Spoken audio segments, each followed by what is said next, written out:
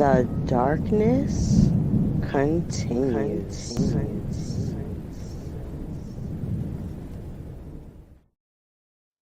Open your mind. Dark Exodus. Dark Exodus.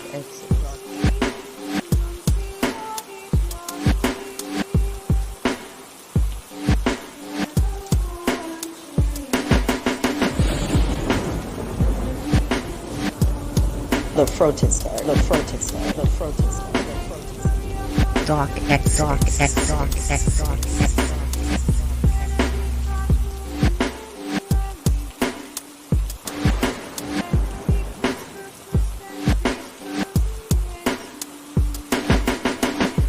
Open your mind.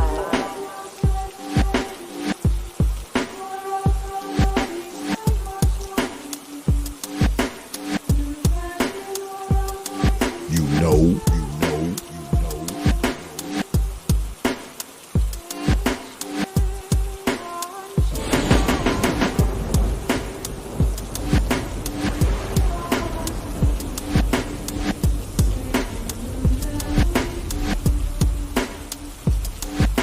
Yeah, X.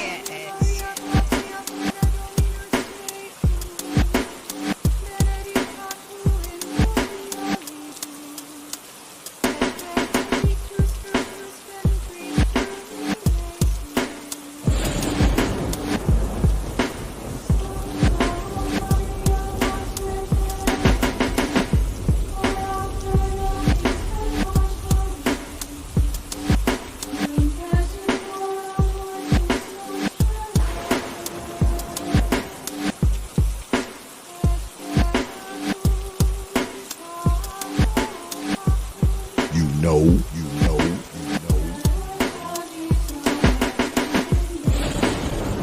Dark Exodus. You understand?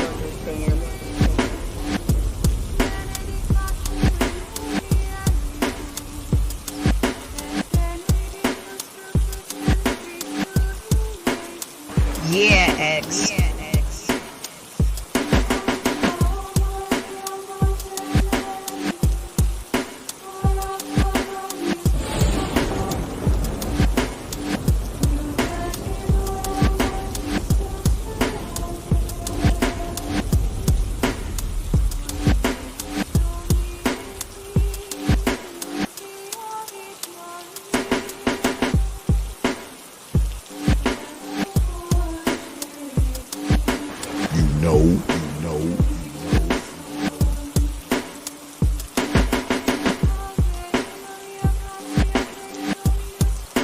You understand?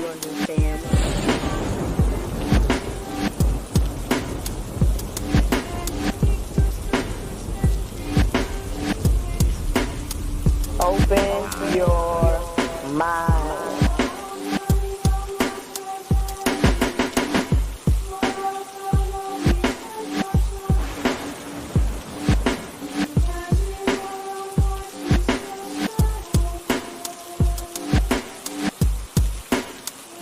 Dark X. Yeah, X.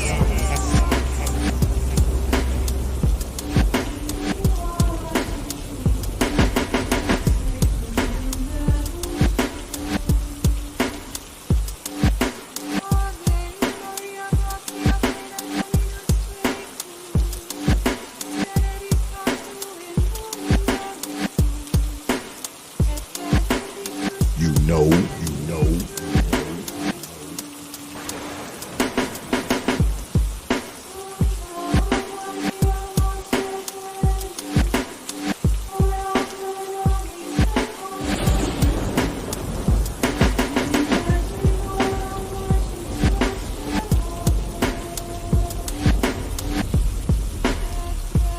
You understand?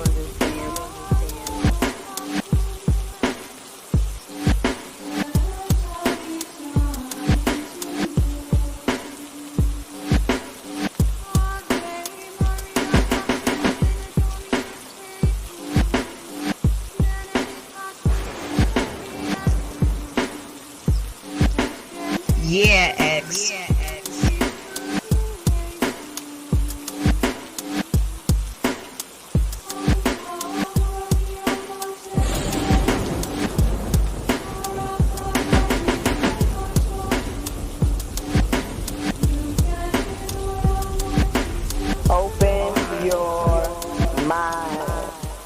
dark Exodus, dark Exodus, dark Exodus, dark Exodus.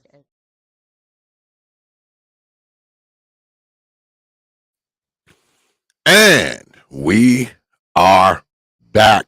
Peace, folk. Oh shit, brother King Sigma isn't. Brother Sigma, you coming through? Oh what? Well, I'm gonna send you the link just in case you can come through.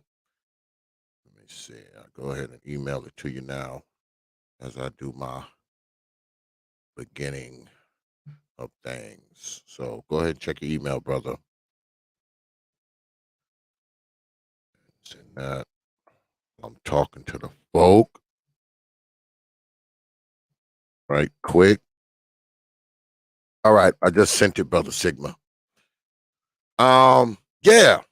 Peace, folk. Welcome back to another edition of the Popular Thought Series right here on the T.P.O.T YouTube page. I'm your host, X, of course, but you knew that already. That's why your black asses are here. We got a special show tonight. Tonight is the EVO, the emasculation, the vilification, and the ostracization of the brothers. So it should be good. I do believe that a few brothers are coming through tonight. I do believe brother King Sigma will be coming through in a little bit. But y'all know I always start the show off, man, with thanking you good folks, man, for your likes, your shares, your views, your subs, and of course your hard-earned pennies, nickels, dimes, quarters, and 50-cent pieces. Because you don't have to do it. You don't have to like these damn videos. You don't have to watch them. You don't have to sub to this platform. You don't have to share them. And you definitely don't have to drop your hard-earned coins. But you good folks, you choose to do so, man. Night after night, week after week. Y'all continue to do it, man. Y'all support this platform like I don't know what. And I don't take it lightly, man. I never have, and I never will. You got my word on that. I'm honored. I'm appreciative. I'm thankful. I'm grateful for you good folk. All right? And I want you to know that, man. I appreciate y'all. I know I get up here sometimes and say some shit you don't like. And guess what? I'm going to continue to do so. But one thing I'll never do is disrespect you. All right? All right. But also, because I just added 2 more streams to next week's program. So let me go ahead and hit y'all in the head with that before I bring up Brother Sigma T.P.O.T's programming notes. Yeah. Because we got a few good shows coming down the pipe. We're not doing anything tomorrow, y'all, but Saturday, For the Record TV will be here. Brother Bitcoin L, Lady Topaz, and the Third Ward Colombian will be in the house. And there's no topic. We just gonna freestyle, man. You know, these are my folks right here. So they're gonna come in and we just gonna talk some shit, you know, T.P.O.T style. You know, we down here. Usually when I go to their shit, you know, I be really, really nice. You know, I'm really, really calm and polite. But they coming to my house tomorrow. Not tomorrow. They coming to my house Saturday. So it's on. So look forward to that, man. Go down there, check out my folks, man, at For the Record TV. And you can check them out here Saturday night at 9 p.m. But we got a special show right before that because it's the return of Brother Jay Shine. That's right. Brother Jay Shine will be here Saturday at 7 p.m. Eastern Time, right before I talk with For the Record TV. And the title of the show is My Problem with T.P.O.T. Yeah, because Brother Jay Shine, he called me today, boy, talking shit. So he wants to come up here and he, you know, he's got a problem with me. You know, me and Jay Shine, we all right. So I'm gonna let him come on up, man, and he gonna be able to lay out, you know, whatever bones he has to pick with T.P.O.T. So look out for that. That should be a good show too. So check it out. It's called Jay Shine, My Problem with T.P.O.T. And that's at 7 p.m. Eastern Time, Saturday, on the T.P.O.T YouTube page. You Negroes know.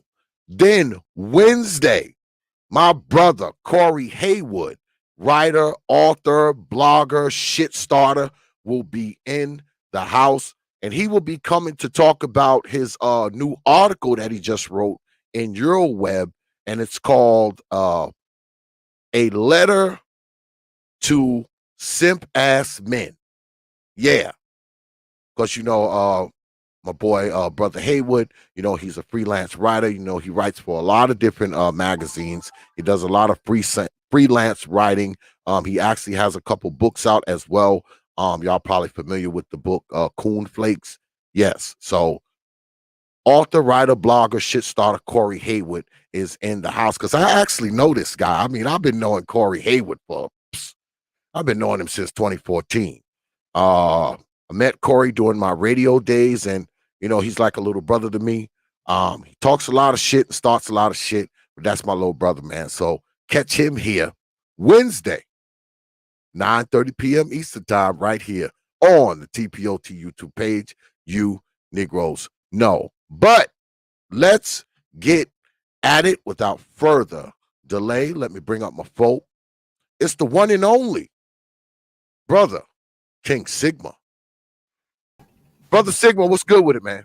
Hey, salute to you, T.P.O.T. I finally, caught one of these lives on time. So this is good. Yeah, man. Long time coming, man. It's been a minute, man, since I got you here, man. I know it's hard to get you, pinned down, man. I be chasing after you, with the staple gun. It's hard to pin you down. Well, I tried to touch base with you when I was out on the West Coast, so I did. Oh yeah, that's right. So we did catch you. What was that? Early September. So I did catch you there. Yeah, we did rap.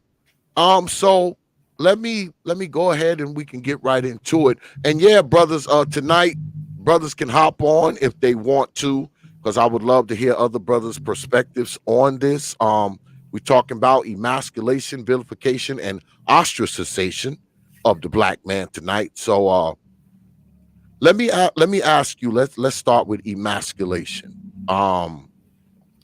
Do you think that there is a purposeful, or is it purposeful? Is it blatant, or is it kind of behind the scenes when you're talking about emasculating black men? Is it something that they're doing subliminally, or are they outright in our face with it? I'm one of those people that's always made the argument that anti-black misandry is fundamental to white racism.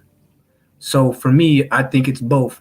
They do it in subtle ways, more in a historical perspective. They've done it more blatantly. But I think that over the last 30 years, it's almost been an automatic drive that certain socialization mechanisms were put in place. Seems to be, for me doing my own research, it seems to be the 70s or 80s that certain sociological programs were put into place through politics, through the restructuring of the black family and things of that nature, that is almost on automatic. So I actually think that the black majority in the structure of their households, that they've taken the wheel. So maybe before it was the anti-blacks driving the car, but now they've actually jumped out of the car, and it's just, the actual anti-blacks are mostly black people themselves now. So they kind of, it's just like, it's on automatic right now, because a lot of these things were put in place by those that wanted to destroy the foundation of the black family. So they don't really have to do anything anymore, because the black majority themselves have taken on so many of those dysfunctions that were passed down to them over the decades. That's what I see out here, at least. I don't really see white people doing anything, at least on a surface level where I'm at. It's black people doing it to themselves, Yeah, because haven't we, when you're talking about, the brothers being emasculated, and in my opinion, the whole the society of black is being emasculated, if you ask me, but that's another thing. Isn't it easier for others to emasculate us when they look at black society and see how there's a lot of inner emasculation? Can't they just play off of that? Like, I mean, because if you look at black society, you can see it, emanating from within Black society itself. So we're making it easy for them, aren't we? Yeah, I mean, it's always been one of those things, like in societies, that the household being the basic economic unit, um, the structure and the appearance of that household multiplied over a majority will tell you what you know about that society. So if each household becomes weaker and weaker, there's no balance between protector, provider, and nurturer, then yeah, it's going to be easy pickings, because those roles are important. They've been important historically, you know, and it's not like it's something that came of the modern times. Ancient people had their own socialization process for boys and girls. You know, we look at things like Sparta and ancient Greece, where they had whole systems where when you study a lot of the thinkers of the 20th century here in the West, they actually are using things that were being used 1,000 years prior. So the Spartans had a system where the child spent almost all of its time exclusively with the mother until about the age of 5, or what we call kindergarten. And from that moment on, for like the next 13 to like 16 years of that, the development of that child, which become an adult, they went to live with the father for a reason. So even ancient peoples 1,500 years ago understood that balance. So the foundation of that child came from the loving hand of the mother when it was still young, innocent, and still developing. But those people believe that the child started to come into its own mentally around the age of 6. And at that point, it was important for the men of those communities to take that child and give it that manhood starting at that point. And Africans did the same thing with the rites of passage that they had prior to the destruction of their communities with the transatlantic slave trade. At least, most of us Black Americans, we come from West African tribes, Central African tribes. So they had that there as well. They had a very similar system. Many people had this kind of system, but within the American context, that has obviously been destroyed over time. So it was destroyed by things outside of Blacks' control for like 90% of history. But the last 30 or 40 years, it's been almost exclusively our own bad decision making. Because again, no one's forced you to develop a family that you can't take care of. So once you make that choice to avoid family planning and financial planning, how do you blame faceless people when they're not making that decision with you? We just don't have a respect for the act of sex as a producer of children. We just don't have that respect in the majority. Yeah, because when you think about the term emasculated, it usually means deprived of your male role, but also it means the removal of both the penis and the testicles. It also means that. So when you're talking about removing, the male sex organs from a man, I mean, you're taking everything away from them, because even if you are a man, for instance, let's just think hypothetically, if you're a man and you have a wife and you have a family, and you're taken away from that family and your testicles are removed and your penis is removed, when you come back, it's just a matter of time before no one in that family respects you anymore. Yeah, I mean, they actually, the actual physical act of castration, the eunuchs, Yeah. That's how that works. They were given the role within the structure of like homes as the guardians of the harems of the actual man of the house. They were no threat. They were there to watch over the women, to make sure that they weren't going off with other men or doing what the master of the house said.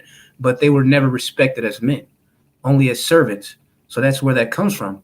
And when you talk about the emasculation of the American Black male, that starts in the home. It starts psychologically with that development. That's why I'm just not a proponent of creating single mother-led households, because we've seen too much dysfunction. And when you look at a lot of the psychologists of the last 100 years, they always go back to the root, the balance between the feminine socialization of a child and the masculine socialization of a child, especially with the boys. And we've seen the outcome, because Freud, he always talked about like the loss of the father and the kind of damage it does to a boy. So he was talking about that in the early 1900s, but here we are 100 years later. And what does the evidence say? The evidence says that he was right. Yeah. Yeah.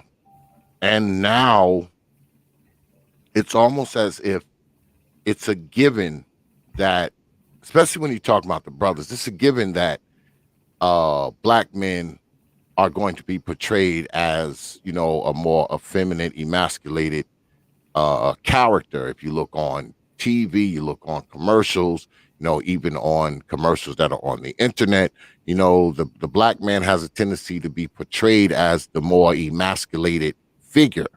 um Not the strong figure, not the figure that's leading, not the figure that's in charge of things, but he's sort of, you know, he's number two, he's number three.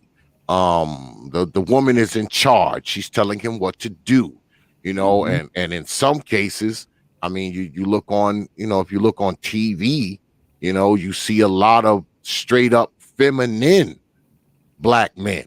All right, it's almost as if you can't see one all black production. If you see an all black production, there's going to be at least one or two freaking homosexuals in there. It's like we cannot even have any black production without it being homosexual people in it, as if there's homosexual people in every, you know, black group, every black family, every black get together.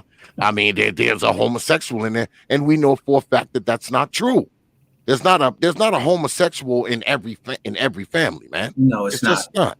No, So, it's an exaggeration, bro. yeah, I mean, so they make it their business, man, to portray black men as this, you know, this number two, this effeminate, this feminine, this homosexual, this laid back beta type style guy who you know, has really no say in what's going on. I mean, he's portrayed as a person that has no say, no power, all right, no leadership role. You know, he's just there to make some dollars and back it in and dump it in the house like a dump truck, and that's it. Just go away. He has very little control over the children. He has no control over the woman. He has very little control over the household. I mean, this is what you see, man. These are the media images that you see. Yeah, I've been trying to figure it out myself the last 5 years, because we've seen like a big uptick in this depiction of black men in this feminine way. And we know that, you know, based on all the sexual studies in America, that less than I think it's like 4% of women and like 5% of men are homosexuals, right? So it's all this emphasis on less than 5% of the population, when we know that 95% to 96% of American males and females are not engaging in that lifestyle and are not interested in that lifestyle. So I've always been of the belief that, and this is just me, people say I'm a conspiracy theorist in the space because I say things like, I believe that when the mainstream media is pushing something, anything, I don't care who it is or what it is, then most likely it won't be constructive for the majority of black people. I've never seen them push anyone in the media as an individual, TV wise, celebrity wise, or whatever, that proved to be of any benefit to most black people. I haven't seen anyone, because again, we can always go back to, I've looked at old footage of like Farrakhan, right, that I found here on YouTube. And I'm seeing this guy, he was on like talk shows back in the 90s, very briefly. But when he started talking too much real stuff, he didn't get invited to those shows anymore. I've seen people like Mr. Neely Fuller, who are all in their 80s and 90s now, that they would sometimes want to bring a black face, you know, to make it look even exchange and in debates or whatever, they bring a black face. And every once in a while, they'll bring someone like a Francis Cress Welsing or someone like that will go off script. And they're like, okay, we gave that person 1 or 2 times, we can't bring this person on. So they have like their trained pundits. And we don't even have to reach back that far in time to see this happening, because it's happening now. As like, you know, you have your media thing going on. Lots of brothers in this space have their media channels going on where it's a very consistent message, and they're developing their own kind of programming thing, which is still in its baby phases for black men in these spaces. But now you see that other media outlets are starting to say, okay, whoa. These everyday black men who in the past we could have easily controlled through the workforce, we could have controlled by just having all the media platforms under our control. Now any black man on the planet with Wi-Fi and a little bit of time can get on these spaces, not just YouTube, but all kind of social media apps or whatever, and just start talking and telling their story. So they're starting to slowly take on talking points from all across Black social media, because it's not just, the anti-misandry sector. There's also like the quote unquote pro-Black sector. You start seeing like these TV pundits in the mainstream using talking points I've never heard them use. I'm a person that watched things like CNN, ESPN, MSNBC all my life. And they were always against the kind of talking points I would come to see in what used to be the underground. But now they want to convert that messaging into a comfortable position so that they can put their talking heads out there and then slowly get rid of the grassroots. They always do this, man. It's nothing new. Yeah. Yeah. And isn't part of the problem that we as a society have, for the most part, ignored it? I mean, because we've seen it for years. It's not like, they just started doing it yesterday. I mean, they've done it for years. So, I mean, do you think we could have staved it off? Could we have staved this off if we wanted to? Man, I think that the chance for Blacks to have staved off what has come now would have had to have been the drug war. The poisoning of so many in the community through all the levels of what made it that drug war, that was the time to have gotten it done. Because if you think about spiritually, physically, and financially, the damage that the drug war did to so many Black people, I mean, I just think that was the time. Like during the 80s and 90s, that was the time to keep it going, because there was so much momentum coming out of the 60s and 70s. And it just seems like the late 80s and the 90s, something just happened, man. Something just dropped off, a disconnect. And it just seems like so more intense now. I didn't really think of the gender war until I came to this space starting in 2018. I was never really thinking about it. You know what I'm saying? I was just out having fun, doing my thing. But it's when I came to this space that I started to pay more attention to what was going on in the greater society, the relationship between men and women. And it really picked up. I mean, just in the last 5 years, it seemed like it's just picked up in a major way, this animosity between the genders. And it's starting to play out more and more in the mainstream media, like you were referring to the castration of these celebrity kind of guys. You see it going on right now with Dave Chappelle, and you see it going on right now with like Kyrie Irving and different people. That's part of masculinity. Part of masculinity is that you just don't assume that someone's going to do something because you tell them. With men, you have to show and prove and convince. It's with women that it's expected for them to be 100% agreeable, docile, and mute, right? Not with men.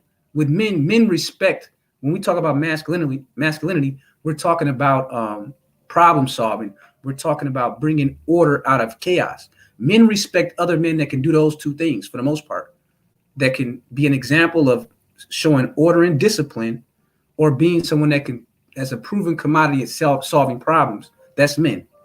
And we question everything. That's what it means to be a logical, critical thinker. Women have been proven to be much more agreeable than men are. They will tend to take authority figures' word for everything. Men are not like that. You have to earn it more with men. Yeah.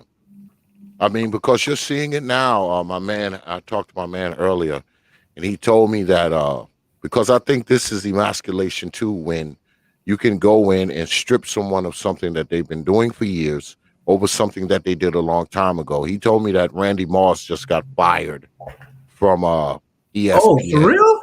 Yeah. Wait. 24 hours after he was crying on the media about John Gruden, they fired him? Yep, because he threatened to fight Jason Whitlock. So, because a man, I guess, threatens to, I don't know, punch another man or fight another man, he now has to be removed from his position, which he's held for a while. I mean, and this is the same, and this is the same person they were celebrating, because see, they liked him the other day when he was on there crying, and showing his sensitive side. See, you're allowed to do that. They love it. They love it. They love seeing Black men doing things like that. Because I'm always asking people, whenever I see a Black man do something that's celebrated by the mainstream media, I ask myself, where's the white man doing that? Yeah. Now, we know that the homosexual lifestyle is way more prominent amongst white people. We know this. This is a fact in America. But do you ever notice that anytime some strange thing is happening with this emasculation of men, it's always a Black man that's put there? Oh yeah. It's always a black man, even though black men are like one of the smallest demographics in America. Whenever it comes to some kind of dysfunctional behavior, degenerate behavior, non-constructive behavior, they always find some black man to put at the front of it. Always. Oh, yeah. Just kind of like what they did even with that dude, Billy Porter, right? We saw how they made him like the mascot of the day about 2 years ago. But when they were kind of done with him, what did they end up telling us? Oh, by the way, this guy's been spreading HIV for the last 14 years. Oh yeah. Remember Oh that? yeah. Oh yeah. They knew this for all the time, but they put him out there, gave him a little bit of fame, and when they were done using him, oh, this guy's had AIDS for 14 years, like Magic Johnson, and he's been spreading out there. We haven't heard about dude ever since, have we? Oh yeah.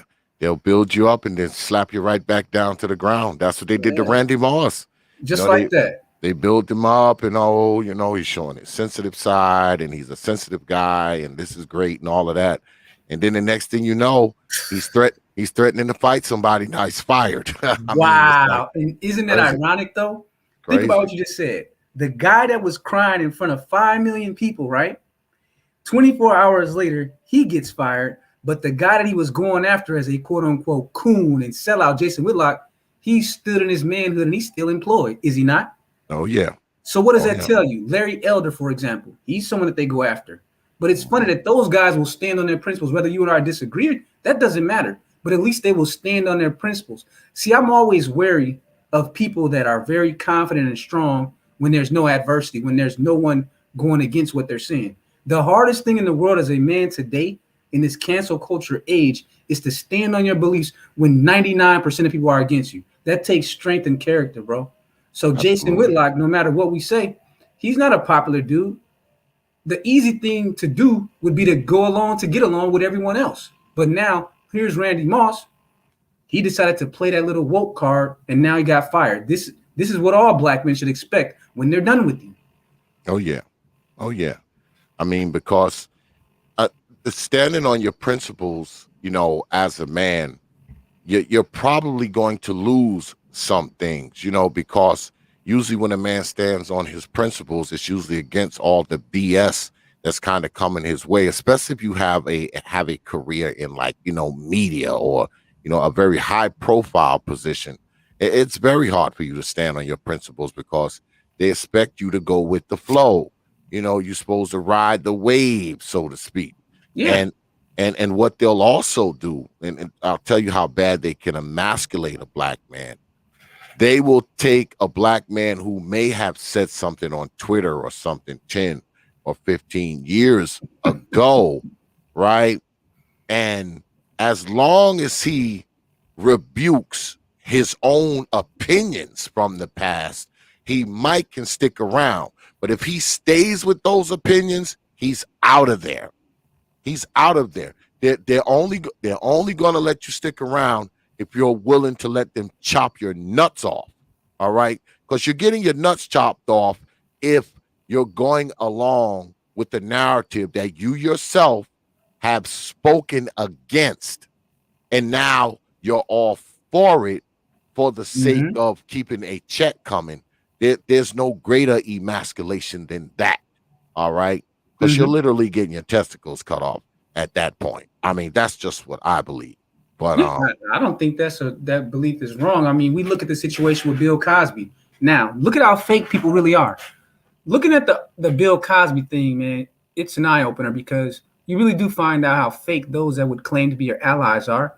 Everyone was a fan of Bill Cosby all throughout his history until one situation happened. Not the case. It's when he actually told black folks that were living a non-constructive lifestyle, get your life together, be accountable for your actions. Some people didn't like the way he said it, but I don't think the content of what he said was a lie. So people turned. It didn't matter how many people he supported through college, how many charities that he donated money to. It didn't matter. And when that man went on trial, all the people that he helped all those years turned on him, not because they actually necessarily 100% believed the charges initially, but just because everyone else was turning like, oh my God, I don't want to be seen supporting this guy. Guess what? He ends up winning an appeal. And it was found that there were all kind of mishandlings of his case, hiding of evidence, broken legal process rules, all kind of things went wrong in his district trial. But he ended up getting off on his appeal. But everyone on the planet turned against him except one person, Camille Cosby. She rolled with that dude all the way through, with everybody against her. The most powerful media outlets, the most powerful feminist lawyers like Gloria Allred. She still said, "This is my husband."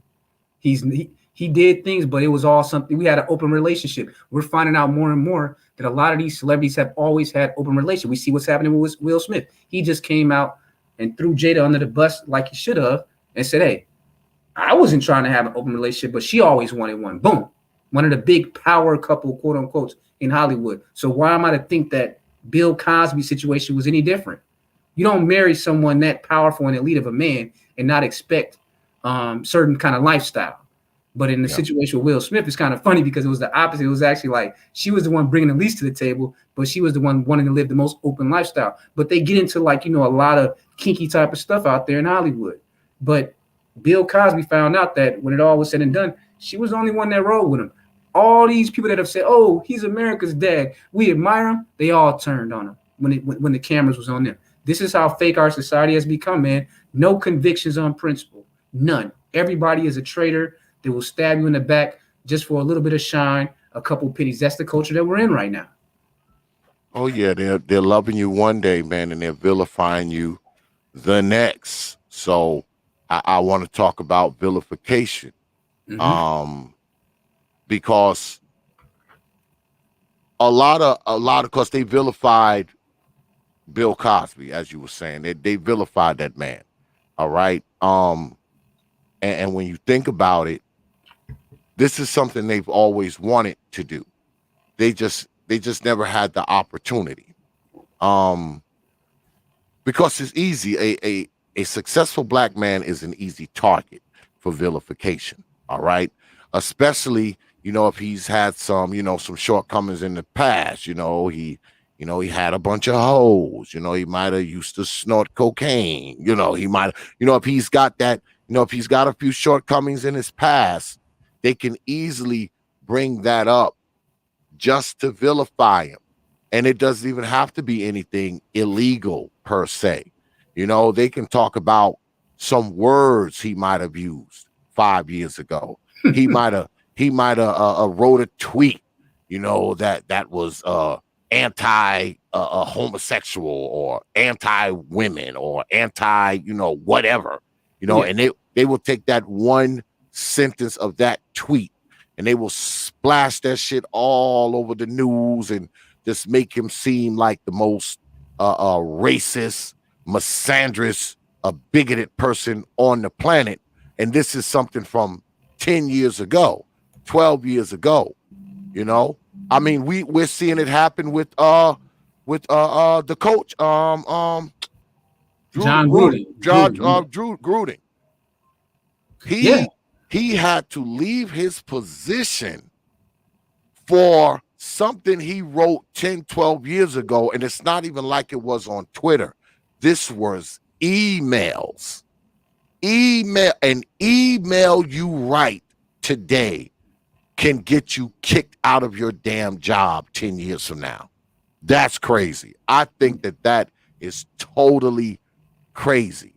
And it's interesting that you say that because, like, in all my jobs, like, in corporate American government, one of the things that my mentors always warned me about, don't ever do anything personal at business on email because, like, that's owned by your organization. So, like, for example, in John Gruden's situation, his emails, if he was with the Raiders or with NBC, so it'd be like John Gruden at NBC.com. He's from the older generation, so he's not thinking like that. But you got to always assume that your email is actually owned by that company, unless it's from your private email. So I've always been of the belief that you should never mix business with outside of work, your private life, with your actual job. And John Gruden, the mistake that he made, he's sending all these emails through his workplace business, thinking everything is sweet. It ain't sweet because, again, that stuff is owned by your organization that you work for, bro. Yeah. And he got caught up in, it's just a happenstance of history that we're at this cancel culture moment because, for example, if the George Floyd thing hadn't happened last year, we wouldn't be having this conversation. So sometimes there's a domino effect. It's nothing you can do, but he's just a victim of happenstance in history. Yeah. And when he was writing those emails, he wasn't thinking, 10, 12 years down the road. Nah. The last thing on his mind was like, I write these emails, it'll probably fuck me up a decade from now. I'm pretty sure he wasn't thinking that. Nah, he wasn't thinking that at all. Yeah, he wasn't thinking that. And what was his contract? $100 million with the Raiders or something like that? Yeah, $100 million. $100 million. He wasn't thinking about that. And I'll say this to the brothers, because you're right, Brother Sigma. If you find yourself, you got a high post position, a high profile position, man, in one of these big companies, man, be careful what you're writing up in there on the company email. Shit, be careful what you're putting on your social media, because they'll dig back in that 5-6 years. And, oh, you said this about X, Y, and Z. You're fired. Clean out your desk. It's crazy, bro. It's like you're a slave, man. I'm telling you, man, I've started using the term techno slaves. I really feel like we are becoming techno slaves now, because there's some employers out there now, they'll ask you for your social media as part of the job process. That you have to hand that kind of stuff over, because now they've taken the position that you can bring harm and liability to their organization. So they want access to that. And I think that's a hell of an intrusion into privacy. So it's almost like, because I was working remotely during this pandemic. And initially when I started doing it, I was thinking, oh, it's going to be even easier. But in a way, I felt like they had even more access to me, because now instead of me being at work in a cubicle in a separate environment from my home, when I'm doing my Zooms and my meetings or whatever with colleagues, they're looking at my apartment. Yeah. You see what I'm saying? So they're actually looking at my apartment while we're talking on remote work. So I don't know, man. When you think about the way that the different apps and social media are connected, like for example, you might have like a resume on LinkedIn, and then you have like your Facebook and you have your Twitter. All of that stuff is connected now. So your employers didn't used to know this stuff about you for the internet. You went to work, you did your job. They might know your social security number and your criminal background check. That was it. Now it's weird, man. Like your boss at work knows that your girlfriend just dumped you last weekend. You know what I'm saying? And you can't even, because before you could just lie to your boss, your colleagues. They always ask you, what did you do this weekend? Oh, I just hung out with the family. And you were getting into some fornication, but they was like, hey, now they like, hey, I saw that you were down in Cancun for spring break. You see what I'm saying? So it's like, that's where we're at, man. So John Gruden, he's just a victim of modernity, I guess you would say. Yep. Now, let me ask you about Brother R. Kelly. Now, he was somewhat vilified in the press and with these documentaries and all this kind of stuff. Do you think the vilification of R. Kelly was it justified in your opinion? No, I don't think so. Not in the way that it's been done, because they don't like to take the microscope, and I like to take the microscope in order to understand R. Kelly. Look, the man has been found guilty of crimes at the district court level. Cosby was too. I've held my opinion on R. Kelly because I kind of want to see this thing play out, because after just 6 months ago seeing what happened with Cosby, this is what I mean about how fake people are, bro. We just saw that Cosby at the appeal court level won. So I can't jump on this bandwagon against R. Kelly right now, even though what he's been accused of and convicted at the district court level is heinous. It's disgusting if it's proven to uphold an appeal. I'm waiting to give my opinion after the appeal. But I'm a person who actually started my own little series on YouTube called Surviving Bottom Shelf Brad. And that was actually inspired by my own reaction to the initial charges when it first happened about 18 months ago. I don't know, what was that, like a year ago? When the charges came out and he got the charges in Illinois against him that were formal. I was looking at a Twitter feed during that week, and it was like R. Kelly was the pinata for all black men. And you were getting at that earlier with the celebrity. See, that's why I don't like putting any faith and trust in celebrities, because I understand that the media, they build these people up to get massive followings of people behind them. And because they already know how they're going to tear them down from the very beginning, because they're not going to build you up unless they got certain history on you, right? And they've gotten you to do certain bad acts behind the scene, things that you might feel guilty about, pictures. This stuff is real. So they build you up because you serve a purpose. You bring in a whole tribe of people. And then when they're done with you, they do what they do to R. Kelly and people like that. R. Kelly was, if it was a female in that same position as R. Kelly, right, doing all the things he did, they would have been talking about, oh, she was abused. Her father abused her. And that's the irony. R. Kelly and his own brother said they were abused with their mother, doing all kind of freaky sex acts as children with their mother involved. Their father wasn't in the home. They would have been doing a total psychoanalysis. This woman doesn't need to be put in jail. We need to get her in like a home where they can help her deal with her mental health issues. I haven't heard one person say anything about the mental health status of R. Kelly. That man was sick. He came from a sick family, and all through his life, he was enabled by other sick people. The man couldn't even read or write, he said, until he was like 30 years old.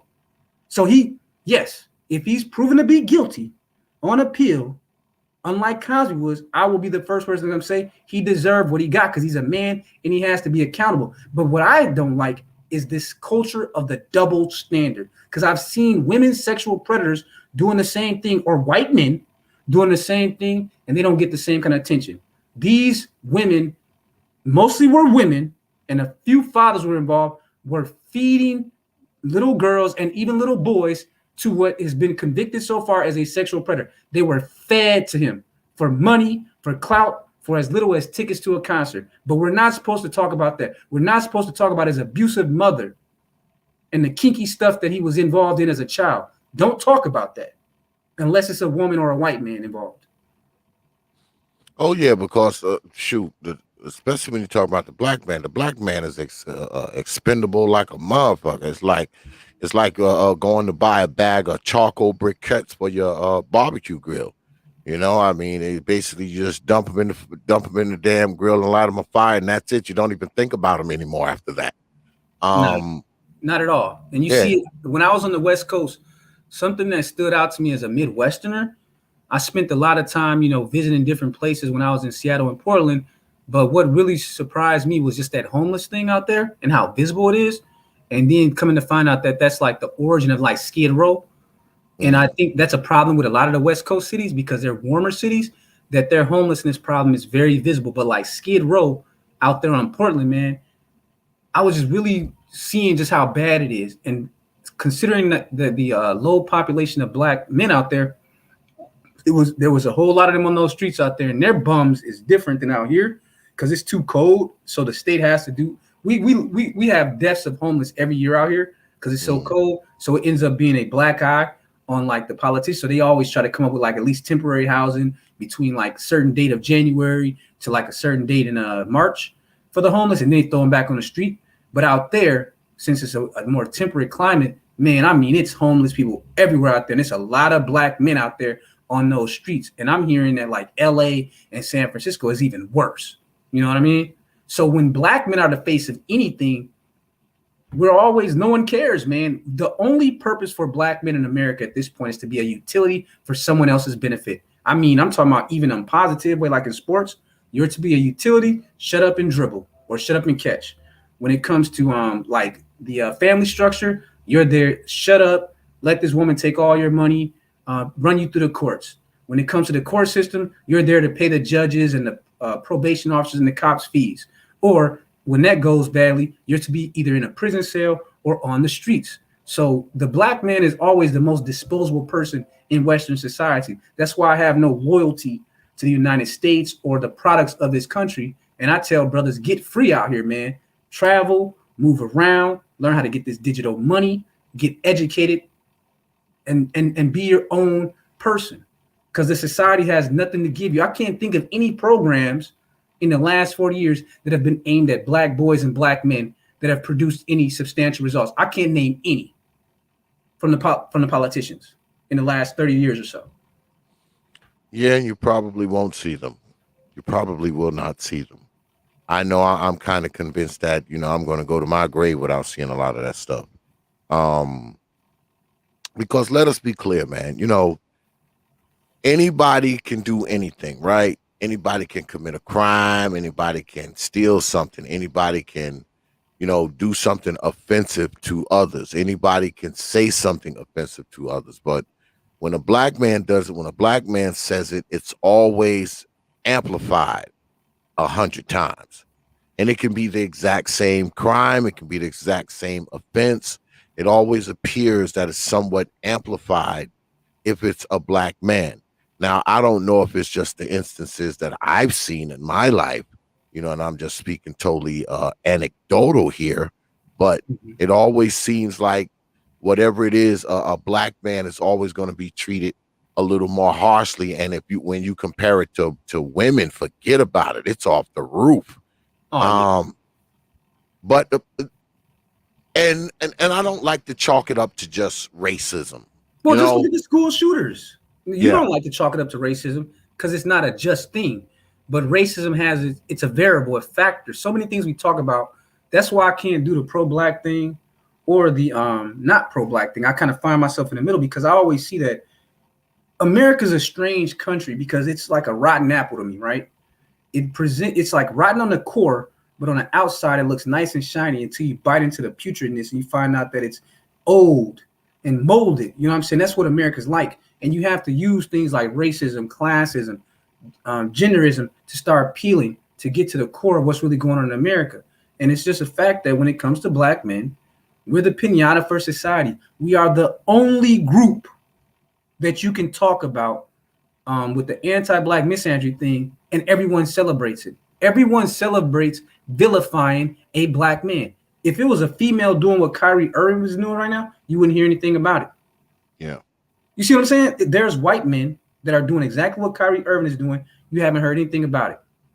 Maybe they wrote one line on the ESPN about it, but you got guys like Cole Beasley and other white dudes that are like Drew Brees. These dudes are like, man, I'm not getting on this woke thing, man. They shut up about it. But when it's a black man, they have to go in on him. And then what's really notorious, they use other black men to go in on that black man because that other black man knows that he could easily be in the shoes of that other person, but they'll do anything for a check. That's why when these black women be saying that they don't respect these dudes, I don't be disagreeing with these chicks. I don't respect most black men in America anymore.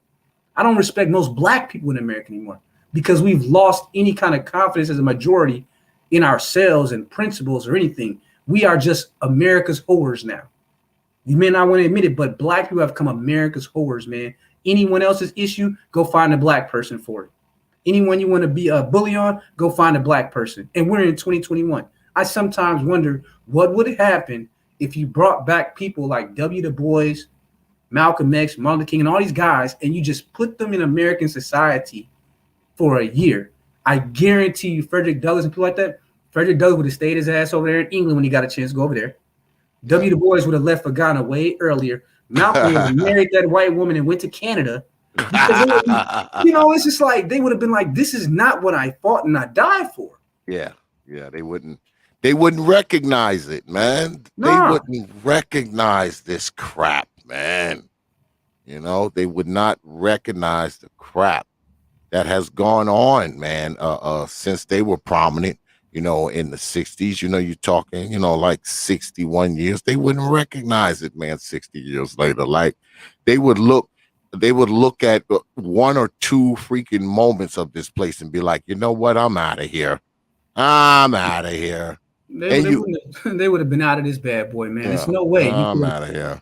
So, you got to look at the racial issue, but I always use the example of my grandfather and my great grandfather because people always want to talk to me about racism. But I say, look, I got to meet my grandfathers before they passed away. Mm-hmm. And I can tell you that they were born, both of my grandfathers were born in the 20s. And they would tell me stories. I used to go down to Mississippi as a kid before they passed away. And they endured racism that I've never endured because they grew up in Jim Crow, Mississippi. You know what I'm saying?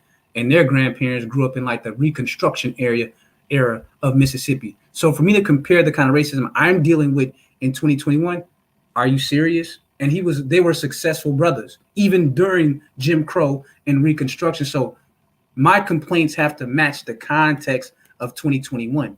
There's no one stopping T.P.O.T from blowing his channel up into tpotmedia.com, where we look up 5 years from now, you got your own platform and you're putting other brothers on. We got to do the work ourselves as black men out here, bro. Again, you got guys running around acting as if someone's going to come save them out here. Nobody is coming to save you as an American black man. Oh, period. Absolutely not. If you sitting back waiting for that, I don't know what to tell your ass. But we've been joined by my brother BMT. What's good with it, brother BMT? What you got, man? Peace. Nothing. I was looking at the title of Emasculation. I don't know how anybody could be emasculated. I mean, if somebody could take your masculinity, then I guess you was never a man. I mean, nobody can take away your masculinity or emasculate you. I mean, that's just something that always blew my mind.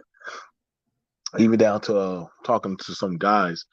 I was talking to a group of boys at the boxing league, and a lot of them boys come from broken homes. And if anything, they got more energy to want to fight. That's all they like to do. And like I said, this thing about fixing or waiting for politicians to start things. I think the thing is, it's better for you to just do it yourself. Because when you have other people do it for you, then technically you're not the one running it. Yeah, I mean, if you're waiting for other people to run it for you, like I have different programs, different stuff for that I've started or my brethren started. We're not looking for no man to start, no man of another affiliation or ilk to start it. But that's the problem. Like, you gotta ask people gotta ask yourself, what do you want to put on the line? What do you want to develop a system or something like that? That white man, yeah, he put it up. Yeah, he put it out there. I don't care if he went down. Because honestly, that just because he felt nobody was gonna touch him. He's in a whole new different age and time that those words could touch him. It's fine. There's a lot of racist, closeted CEOs and people that stand behind closed doors that do and say all kind of shit. Nobody ever really touches them, but now they can be touched. So you think I don't really care about a white man losing his job? Fuck him. Not my problem. You know what I'm saying? And I don't care whoever has any empathy for him. Same thing for R. Kelly. It was actually his sister. His sister used to do stuff like that to him, not his mother. It was his sister. Um, but the thing about it was everybody in Chicago knew about R. Kelly. Everybody in Illinois knew about him. And that's actually I've verified that with people from shout out to Platinum Elite's channel. There are people from Illinois on there, and I talked to a few people in my area that were from Illinois. They all knew about him. Like what I'm saying, the people who knew about him, they kept their people away from him. He didn't get no love like that. But however, motherfuckers outside of Illinois, outside of the area, they didn't know about it. But he liked to prey on people. He liked to prey on people who pretty much didn't give a shit for their lives. And they didn't really care. That's why he came down here to Georgia, one of my areas of and he would go down there because the age of consent was 16. He would go to those areas and he would set up like auditions or different stuff so that way people would want to come through there. Like I said, there's a lot of stuff behind the door. I don't have no empathy or sympathy for no R. Kelly. Fuck him. Let him die. And you know what I'm saying? So I don't got no empathy for that motherfucker. Like I said, like he's a piece of shit. So he used his money on his own people so that way he could take advantage of his own deviancy. The motherfucker could have got help. He chose not to. You know what I'm saying? He even made a song, said, yeah, I did it. And I mean, once you make a song, I mean, talking about bragging about the shit. I ain't got no listen, bro. You already gone past that. You already gone past that point. So, Dave Chappelle talked about that shit on the stage. Like, nigga, you peeing on people at 15? I saw the tape. I saw that at the barbershop. We played that in the back. We said, oh shit, that's that nigga R. Kelly. So we already knew what time it was, bro. A lot of people knew what time it was about that nigga. You know what I'm saying? It was just certain people were going to him. You know what I'm saying? Now we're in the era where you can anybody can be touched. You know what I'm saying? Don't matter who or what caliber you are. And I mean, if you think that, well, back in the day I used to be able to say anything. Well, guess what? Not in that day anymore. You're just not. We don't got a lot of black NFL coaches. We don't got a lot of black NFL coaches. I wonder why. But all these racist white motherfuckers keep getting these positions. But we want them to still stay there? I don't know. A lot of these dudes go. There's been a lot of them complaining about those positions in the league. That why aren't the black ones getting the position? Why aren't they getting qualified? And they're way qualified than some of the white ones, but the other ones get it. I don't buy that. Now that's a league that they said that they're gonna start making changes. if they're going to be making those type of changes, and I agree with King Sigma, that hey, you should be aware of what you put on those servers. You should be definitely be aware. And I think at this point, somebody wanted his ass gone. Other than that, they would have kept him. Somebody wanted him gone. We have a job. We have a few jobs in my area. We deal with firearms, and we dealing with people's lives. I had one person on his social media server. He had a few interesting things to say about Mexicans and white people. I think later on we called him in and said, "Hey, bro, we can't. You're a good guy. You're really good at your job. We can't keep you." What do you mean, dog? We seen what you got on your social media, bro. How you feel about immigrants? How you feel about white people? We can't keep you, bro. Yeah, man, F them people. See, we can't keep you, bro, because see, you're a reflection of our brand. And if something would have happened and the police would have looked that up, that falls on us. So we gotta let you go. Because anything like that, that falls back on us. That's why I don't put nothing on my Facebook anymore like that. That's why I have to own everything I say. So depending on the type of job, the type of frequency, in this day and age, you should already know whenever something goes down, the first thing they do is look up everything how you are a representative of. So hell yeah, you better scrub your digital server clean if you want to go get certain jobs. That's how it is now. You don't want no crazy ass people on these damn things. But we can have the conversation. But I never understood why men be getting online saying that they're being emasculated online. When they be saying that shit, I'd be like, how did somebody take your masculinity as a man? Like that's almost like that. That to me means that you never were a man, or that you was always. I think that's what T.P.O.T is talking about, though, is that a lot of men, because again, we're talking about psychology here.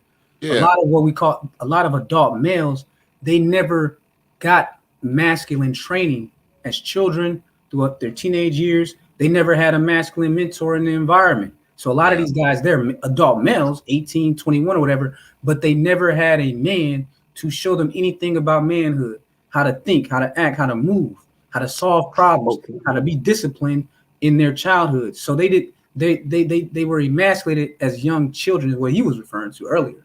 Yeah, I believe a lot of these men were emasculated as children. All right. Their ability to be men, their ability to be strong men, their ability to be males, if you really want to get into it, was taken away from them when they were children. They were emasculated as children. Like, all right, as in how like how like, well, I mean, when you're a young boy, right? How do you learn how to be a man? You learn how to be a man while you're a child, right? So if as a child you are being, yes, but as a child, if you are being taught to not be masculine, to not be a man, in a sense that is emasculating you. If not emasculating you literally, it's definitely emasculating you figuratively. If you're a little boy and you're being raised like a girl, if you're a little boy and your mom is putting dresses and makeup and shit on you, if you're a little boy, that's a small group, X. No. Small group of them dudes. I'm not sure about that, because see, if you have, if you're a guy, if you're a male child and you're growing up in a household, okay, with just women, just the very existence of being with just women is somewhat emasculating you, because it's not like they're outright teaching you how to shake your penis after you take a piss. They're not outright teaching you, not to think like a girl. The fact that you're living in there with these females is emasculating you. And if it's not emasculating you in one sense, it's definitely emasculating you mentally. Yes. Where's the science on that? Oh, that's easy, BMT. Hold on. First of all, because then how would you explain all the dudes that run around gangbanging and they're coming from out of a single parent household? That's masculine?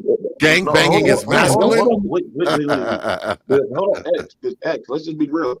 I don't see anybody on these servers going to be running up on them dudes and saying, "Hey, you guys are bitch made or y'all are emasculated." Like, I Yeah, just well, don't see nobody going to ever yeah, do that but to them. yeah, That to me seems like the I opposite don't see of nobody going. yeah, masculinity. That's a fighting Like word. when you look at masculinity, at least in the yeah, mainstream, it's about being an efficient problem solver and bringing order. Those guys that you're talking about, they for the most part bring a lot of destruction to themselves and their communities. You said, "Where's the science, bro?" You got to be kidding me. yeah, If and you a look lot at of and a lot of these and a one comment, lot of these Go and ahead. Go ahead. one comment, because I want go to ahead. respond to that comment he made about the science, bro. We got 20 years of psychology coming out of like the Freudian school of psychoanalysis talking about vicarious conditioning. Vicarious conditioning deals with how children are socialized, not necessarily even through words, but through observation. So let's take your typical urban city black boy. If he grows up in a household where there's nothing but women, now we're talking about years and days of observation of the women in his life. If he has a dysfunctional and regressive and non-constructive mother doing all the things he's absorbing, that's his conditioning comes from that. This is not something that produces strong, disciplined, and wise men. The military talks about this, that they get a lot of these boys that they have to completely break and rebuild from scratch coming into the military because they haven't learned anything of value as men when they get them. This happens a lot. That's why so many black guys are destructive in their between the ages of 16 to 25, but as they get experience and they learn the consequences and the punishments from the behavior, then they become less criminal as they get older. This is a fact. This is the science. Yeah.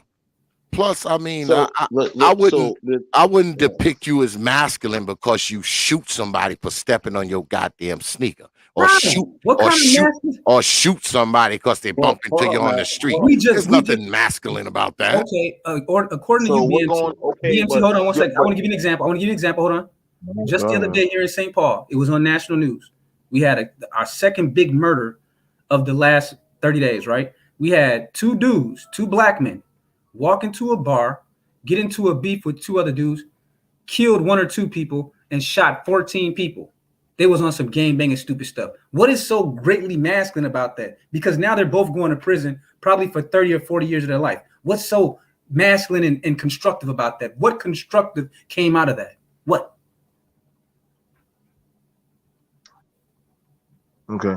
So about those two guys, you're saying about they had an altercation where they pretty much shot at each other and did some stuff to each other. No, not each Now other. they They made their got into a. Hold on, let me give you the details that I know of in okay, the go public ahead. investigation. So they're in a bar kicking it with some females. They get into it with some other guy. Instead of being men would have had a conversation like, look it, these hoes ain't even worth us shooting and killing each other over. To me, that's manhood. The ability to de-escalate or escalate when necessary. To me, a sign of undisciplined masculinity is not the standard of manhood that's been proven to be effective in civilized society. That's why the Asians, they're considered to be feminine by hypermasculine men, but people that study strategy, war strategy, they say that the Asians are the smartest. They might play a certain role when it's convenient, but they're always thinking long term. Part of masculinity and manhood is being able to think long term, plan long term, and get results in the long term. Those two dudes that had a dispute over females that end up, both of them are going to prison for 34 years or whatever because it was all on camera. They ended up killing one or two people, but they shot up 14 people in one of our biggest shootings in the history of our city. That's manhood to you, bro? Yeah, I just I don't think masculinity when I think about masculinity, I don't think some half-raised motherfucker in a gang who knows how to carry a gun and shoot into fucking playgrounds and parks. I mean, That's but not that's you, X. But that's you, X. That's you. I'm not. Listen, I'm not agreeing with anything. Listen, I'm just looking at it I'm just looking at it through the lens of the dude that I deal with every other day when I'm out here walking the beat. I'm looking at it uh where when I wear the vest and I have to walk through streets, or when I have to run through a hotel with people who are cooking meth, um calling a man bitch to his face, that's he's not going to be willing to have. Well, let's have a discussion. You Yeah, better be able to put up or shut up, or you better make sure that but what I'm area that you're swinging is yeah, going to but be able to put it down. yeah, but I don't think you have to fear the real masculine men, because the real masculine men ain't walking around there just shooting haphazardly. It's not it's not the masculine men you have to be concerned about, because Well, okay, so the hold on now, masculine men are controlled. Well, hold on, wait, because we have it where on certain places, they feel like that their masculinity is in jeopardy. Now, honestly, you know, the white are some of the white counterparts. They feel like their masculinity is in jeopardy. I sat there and listened to a little bit of Jordan Peterson. It was very interesting when he was talking. I do like to listen to some stuff. It's fun. And he was saying how white men feel their masculinity is threatened. I was like, what the fuck? How y'all masculinity threatened? And, you know, I guess they were saying on shit going on with the country and all this stuff. And I was like, well, damn, how can somebody steal your masculinity? Now, a boy growing up in a home, full of with a bunch of women. That's what I said. I don't agree with you on that when you're saying that. Well, he's not going to learn how. But that's crazy. Because then we just had the Timothy Simpkins issue. Mind you, the Timothy Simpkins issue. That boy literally just not too long ago in shout out to Nick Taylor's state. You know that gun carrying state of Texas. He shot at four people in there. Didn't even really get the guy that he was supposed to get. Drove away and turned himself in. Now, he turned himself in with the lawyer. I don't know that many black boys that get away to do that kind of shit. Be a school shooter and drive away and then come back with an attorney. You know what I'm saying? I'm if anything, and then get out of jail and have a goddamn party. And I said, God damn, like what kind of goddamn Dick Wayne contest this motherfucker's on that he could get to shoot up in the school and then come back and get a party and I was like, fuck.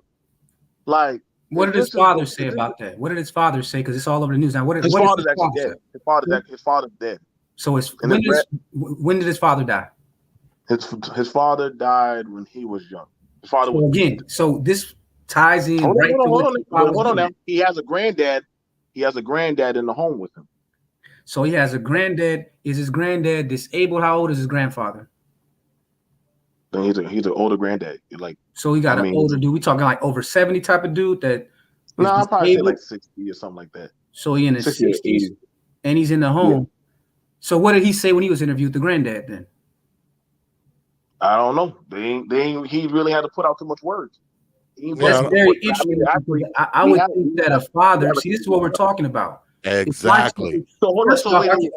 Hold on. Was that his job or the granddad to say something? Because I'm not the one that said it. You brought up the granddad. Yeah, I was asking about his father. Okay, so I brought that up. I did bring that up, but you're saying should the granddad or should literally? What I'm asking you is who is the masculine figure that was there to act as a role model to help to calm this boy, to talk to him, to let him know what's going on in school, and to tell him, hey, this is part of your growth. This is how you deal with bullies. This is how you deal with being stigma, whatever it is, alienation, whatever he was dealing with, because you probably know way more about Simpkins' case than I do. I do. But what I'm saying is that we're trying to get Titus in with the topic about emasculation, vilification. Okay. Let's shoot over there. Let's shoot over to emasculation.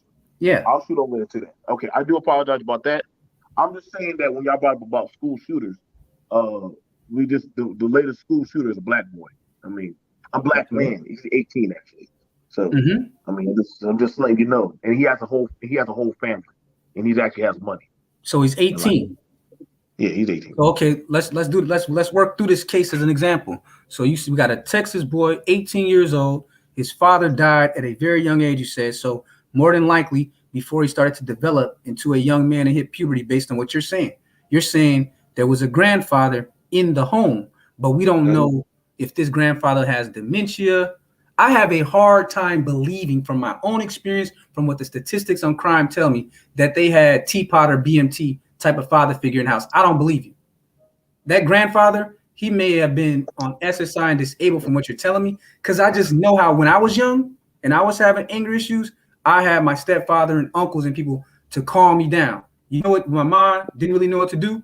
Guess what they said? Oh, get him into boxing, get him into football and basketball so he can get rid of some of that adrenaline and energy. They were right. What I'm saying is that who was the father figure in that household? That it doesn't sound like he was involved in sports. It sounds like, based on what we know about school shooters in America, that he was being ostracized or alienated from his classmates or something. But you know more about the case, so tell us. Well, somebody's saying in the chat that his dad got beat to death in Texas. Yeah, I said that his dad got beat to death. So his dad got beat. His dad. I already said that. I literally said that his dad got beat to death. Well, hold on a second. Can you hold on a second? Can y'all hold it down for about 5 minutes? Somebody, yeah, we got it. I want to hear more about this from BMT. So go more. So his dad got beat down. Go ahead, man.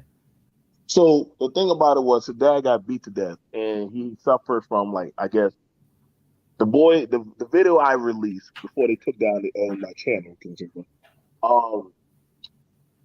They hit you too? Huh? Oh, they banned you on the video too? Trust me, listen, I've been taking a bunch of hits. That's what I'm about to be. Yeah, they hit me today on some BS over Biden. Yeah. You better stay away from them. You better stay away from them C-19 talkers out. Yeah, I learned that the hard way today. So I get what you're saying. Like, his grandfather was predominantly the man raising him. That was a statement released by the family that the grandfather was the one that was raising him. Okay, like, and I know some people at first were saying, "Hey, that's not a fatherly. That's not his dad. It don't matter." Still, some men, all they had was their granddaddy or their uncle or stepdaddy. Any type of man that a black boy can get in his life, that's a man that he needs. So,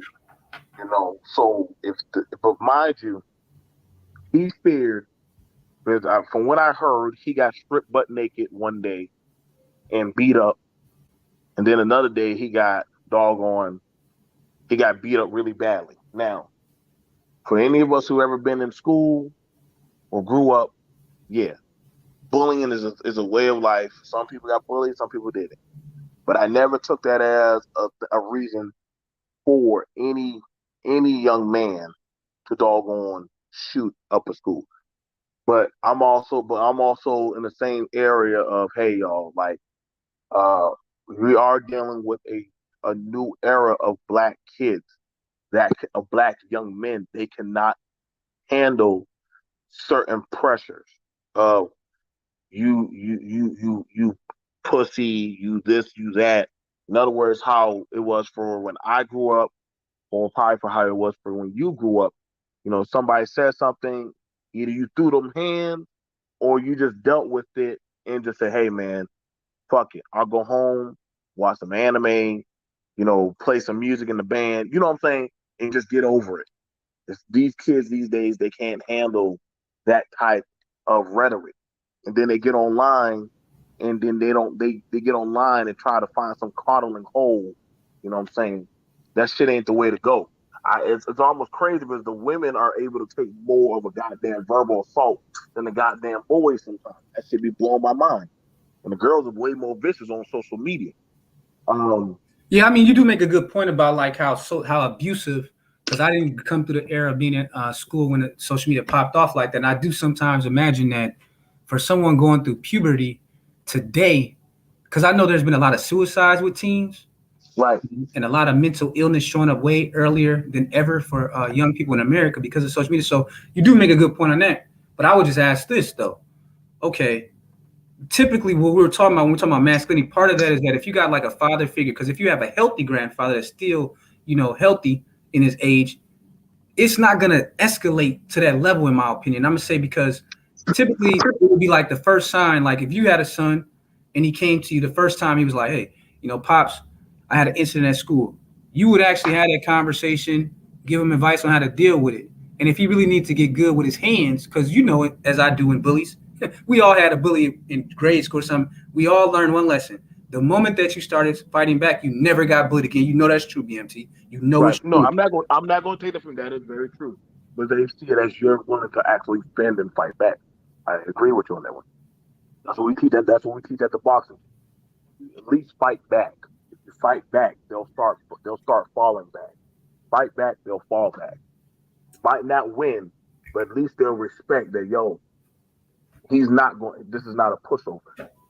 I just never seen it in my life. I'm not saying it doesn't happen with outliers, but in my life, I've seen that everyone I've known that had a bully, that the day that they said enough is enough. Because I had a bully in the 6th grade, and I remember he had me terrified because he was one of those like overly built 10-year-old type dudes where it looked like he was like 15. And I think one day we were playing football out on the field, and he just got on some real stupid stuff. Like, you know how when you catch the ball, you're supposed to run it. You know, it was like he had been bullying me for so long. And I got so angry that I just started pounding on him. And I was so afraid of him at like 10 years old that I choked him out by accident. But it was during that incident that I learned real quickly, the only way to deal with bullies in any level in life is to face them face on. And I got that from uncles and fathers who would tell me, they would drag me to the gym or whatever. So, because men are always trying to solve the problem the most efficient way. Him getting that gun, I just feel like, based on what you're telling me, that the grandfather just doesn't sound like he was, healthy like that he can have a conversation with his grandson, I would want for you, just do this real quick from one brother to another. Look up the Timothy Simpkins story. You know what I'm saying? And just take a crack at it. Just take an analytical crack at it. Okay? And then see how you feel about the story. I would say this much. Because, see, we're now in an era where we're hearing a lot of guys. A lot of guys are saying, well, the women are overly masculine. Mm-hmm. But time to drink some water. So the women, and mind you, we're having it where women are telling their sons, kick his ass, kill him, fuck him up, and all this shit. And I've had to tell one woman when her son was in the ring, yo, yeah, fall back. Well, why? Don't you see what my son doing to him? I said, yeah, he's swinging. But see, here's the thing about it that I think some people overlook about that of the art of training a man in the way he should go. You're teaching a young man control. Young man has to learn control, when to open the faucet, when to turn down the faucet, when to let out a certain stream of the faucet. You and I both understand that, how to have control of your sexuality drive, how to have control of your anger, where you choke them out. So probably, your father, your stepfather and them, and whoever, they probably praise you, but they say, hey, you could have killed him. You got to tune it down. Like, it's okay you beat him, but glad you beat him. But be careful because you could have hurt him. You understand what I'm saying? Oh, no, I understand, because after what you've told me about, the more details about what happened to Simpkins, I'm kind of weighing in my own mind. That's why sometimes when you have a jury and they're listening to the circumstances, someone like a Simpkins might get off, because you start thinking like some of the abusiveness that these young people are doing to each other is out of control. Like some of the things they do to each other now was things that just 10 years ago you never would have heard of. It's like, because I know some young teens that got in trouble for killing and robbing someone and taping it on their phone recently out here. Right. They taped the whole thing. I'm like, what? I don't even understand this, but I guess put these the whole teens, execution on there and everything. Yeah, these teens are living in a whole different world where there's like a thin line between reality and getting like cyber fame. So I'm trying to imagine like this level of abuse where you said they stripped the dude Simpkins down, and that's, to me, I would have a hard time convicting a kid of, even though I know what he did was wrong, I would have a hard time convicting him. I would prefer that someone in his situation be sent to like an asylum for young people until they feel that he's healthy enough to be returned to society. But you got to think about the levels of abuse that these kids are doing each other. Like, you stripping a kid down and beating him. Like, where did they get these ideas? I didn't agree with them stripping him naked and beating him. I'm like, damn, I ain't never heard of no kids doing that type of shit. Yeah, what is this shit? Some new shit now, where they're stripping people down, but that's sexual assault. Now, the thing about it is, and because me as a father or as an uncle or older cousin, that would have had me down at that school at that point. That would have had me down there at the school, like, okay, like I need to go down there because y'all doing some shit I ain't never heard of. Now, the reason why I worry about this, because shout out to Classic Ruby X, because Classic Ruby brought up the same talking point that King Sigma brought up. he might be able to beat this. And I said, well, put it like this. If he beats this case like this, make sure the next, every other kid school shooter like this, they will be taking the Timothy Simpkins goddamn deal. That's what they're going to take now. But they may not have to. On the other side, though, BMT, you got to think of, see, again, we're talking about deterrence, right? So one of the reasons that bullies do what they do is because they believe that the victim is an easy victim and they believe they can get away with it. So the question is, I know what you're saying. I can't knock that, but I'm just saying, let me play the devil's advocate and say, if bullies know that the kids that they bully would take it to the level of Simpkins, how do we know for sure that they wouldn't deter them from being bullies in the first place? Well, see, here's the thing about it. Listen, as long as we done had Columbine, Sandy Hook, all of them crazy ass damn school shootings, listen, bullies are generational. It's like a trial by fire since the dawn of time, since forever. They have been here. They will be here when me and you die. They will be here for our great-great-grand legacy. They will be here since Nick and X. The bully will always forevermore exist. It will exist not just in school, but in college, in goddamn work, hell, shit in your goddamn. There will always be some type But again, of but you said it yourself, though, BMT. Even you said you can't relate to the level of escalation amongst the current teens. So even though you're right about the history of bullies, the question is 10, 20, 30 years ago, what did a bully look like? You got to remember, human beings, we adapt to our surroundings. So if the bully was just taking your lunch money 10 years ago, that's one thing. But now you're saying that they're jumping on a key. Because again, that could happen to any man. You could be a big dude.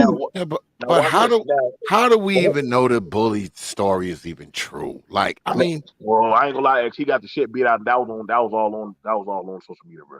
Like, but him getting beaten up doesn't necessarily mean that it was a bully beating him.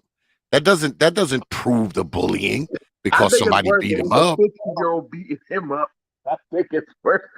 I mean, I don't think that proves the bullying. I mean, because if all this shit was happening to him, mysteriously, the fight is on tape, but none of these other instances are. When they stripped him, when he's getting bullied, the only thing that magically got recorded was that fight. You know what? I'm listening to BMT tell the story. It reminds me of In Too Deep, what they did to that young dude. Like, them kids must have got a hold of that LL Cool J movie with Omar Epps or something, because the shit they was on is on that level. They was on some grown man revenge on them, if that's true. But again, that's why you have court trials, to find out the truth of the matter, see what the evidence is. I'm just saying that case is a little bit tricky, but I am still saying that if he had his father in his life, because you said his father was also beaten. Yeah, so I think that's something that they brought up. They're bringing it up as one of his psychological triggers is his dad was being beat to death, and being that the other boy was beating the shit out of him, saying, "I'm gonna kill you." You know, that's why. That could have triggered. See, that's why I'm saying, like, that could have triggered something, because I'm trying to put, again, now you done took this whole bullying to a different level. It was one thing when it was just stuffing a kid in the locker because he was smaller than you, but you talking about these kids took it to the level where they saw the kid, stripped them down, beat them, probably took pictures. Who knows? That's what I'm saying. Like, that escalation creates, everything has a cause and effect, right? So the response kind of matches, the initial incident. So when you take it to that level as a bully, I mean, come on, that's unpredictable for any man. I don't care who you are. You could have the best father in the world, but if something like that happened to you, you could be in a crime of passion mentality. The passion and the anger could just overtake you at that moment, and you could probably end up doing something like what he did. I'm just saying that. But what do we usually tell young boys when they get in those situations? You're gonna have to just man the fuck up. It shouldn't have escalated to that situation, is what I'm saying. What I'm saying is that if he had his father in there, I'm making the assumption based on what you've told me so far that I'm betting it would have never even got to the level where the kids would have tried him, because he would have dealt with it earlier. This sounds like a situation, because for someone to do what you're saying they did to him, man, that just sounds like something that was gradual, man. Because usually bullies, it's gradual with them. Like, they test you out because they don't know what you're capable of at first, and they keep testing you. Oh, I got away with this. I got away with this. And who knows? They was probably trying to get some clout on the internet. We beat up a dude and stripped him down and stuffed them in there. They do stuff like that now with these teens, man. But see, here's the thing about it. we didn't grow up in the era of cyberspace like that. Like by the time we was coming out, by the time I was finishing up with school, MySpace was starting to become a thing. Like even when I talk about that now, niggas be like, "What the fuck is MySpace?" And I was like, "We had MySpace." You know, we had MySpace and AOL and Yahoo and shit, and y'all remember that shit. Like these motherfuckers don't know what the fuck that shit is. They be calling me boomer now, and I'm like, "Damn, what the fuck?" Like, okay, but now they got it where, and this is why the Facebook whistleblower shit is big. Because now they found out that Instagram and Facebook was being used on a psychological level for teens. So that way it would cause them depression, eating disorders and shit. These motherfuckers, listen, these teenagers nowadays, they can't go without social media now. They sit the damn thing closed down for 1 hour. Motherfuckers might have meltdowns and dystopia of problems and shit. So it's a whole nother psychological warfare and that's why I don't approve of people when they discipline their kids online or on social media and shit. Say, I'm a good father, I'm a good mom. I'm like, no, you're not. Why are you disciplining your kid in front of the world? Like, that's kind of a closed door type of thing. Like, that's some bitch made shit you're doing right now because, like, why are you doing that in front? That's supposed to be some closed door shit. Like, that's not cool. Like, why are you doing that? I'm like, no, dude, because now, like, that mom who was slapping her son all in front of the whole world to see, and then everybody was praising her. I was like, no. But so hold on, but No. BMT. So you don't consider that emasculation what the mom did to that boy? Do I consider that emasculation? Yes. You really want to know what I think? But I mean, that is her son. No, I ain't asking that. No. I'm going to be honest. She didn't emasculate him because, first of all, he was a kid. He was a kid out there. He was a kid out there in a grown man's place. Like, I'm just being honest. But wait. So you're telling me, even though the majority of black men I've talked to about that situation have all been on an agreement that was total emasculation what that black woman did to that teen boy. You're the only one that I've known so far on the panel to say, nah, that wasn't emasculating what she did. That boy was like 16 or 17 years old, bro. She emasculated the hell out of him out there, man. So what are you talking about, BMT? You're the first person I heard say that. So first of all, even he said, yo, I shouldn't have even been there. Because first of all, hold on. He's a teen. He's his mom. What would you say if someone asked you about your mom on TV? Would have been different if it would have been different if his dad came up there and slapped him upside the face a few times. Actually, I think that it would have been less emasculating if it was his father. Everyone looks at the father as the bully and the god of the head of the household. No, I think it's way more emasculating. His dad probably wouldn't have done that. The reason why she does that shit is because she beats the crap out of him when he's home. Hold on, wait. You think that's the first time she's done that to that boy? That was her first time doing that. Now you're assuming that. No, do you think that's she just started doing that day? Hold on. Okay, so just out here, when we had Black Lives Matter come out here, right? There was a boy that literally was out there in the Black Lives Matter thing. His dad came out of nowhere. I don't know where the fuck this short, stocky motherfucker came out of nowhere. He came out with a belt and whacked his son in the fucking legs in front of his friend. And everybody said, what the fuck are you doing out here? I didn't raise you to be out here. And literally, guess what? Obviously, get your ass to fucking obviously he did raise him to be out there. He was out there. So now, listen. So now you getting an ass whooping by a short dude in front of a bunch of men and women. Almost everyone I know, you getting an ass whooping in front of a bunch of people. I say that's an L. I don't think so. I'm gonna tell you, BMT. So whether you get sued or you get an ass whooping. Men are stronger than women is the first thing that we know by nature. Men on average are stronger than women. When you had your homeboy that got checked by his father when you were a kid in a very aggressive way, you didn't look at it like that. You looked at it like, shit, you can't whoop your dad ass. That's the first you said. One day you might be able to, but you can't beat your dad. But for a woman, because even a teen boy is stronger than his mother on average. So it's much more emasculating for a woman to beat her teen in front of all the world the way that she did. That boy probably wearing a dress for all we know after what his mom did. I look at that like that's a parent. That's a parent. Nah, no, that's a bad parent because you don't do that. A good parent So okay, is understands, is aware of the environment that they're in. Even a father or a mother doing what they did to that boy, he could be damaged forever. What happened to that guy? What are you talking about, man? That dude is probably wearing a dress right now. I guarantee. Okay, wait. So hold on, wait. So wait. So hold on. So wait. Pause. I grew up in the South where anybody and everybody can get an ass whooping. And I remember ain't none of us boys felt emasculated when goddamn Mrs. Wright, she caught us boys peeing outside the store. And she said, pull down your pants, and she whooped all our behind. So you were a 16-year-old boy letting a 70-year-old woman pull down your pants and whoop you? You were a 16-year-old. That happened when you were 16? Damn, that sounds like some Jada Pinkett stuff going on, bro. That's that Jada Pinkett stuff. Hold on now. I don't want to get. No. See, now you're trying to sexualize. No, you said at 16 years old, a grown woman telling you to pull down your pants sounds sexual to me. Of an elderly woman. I don't care if she's you 16. An elderly woman.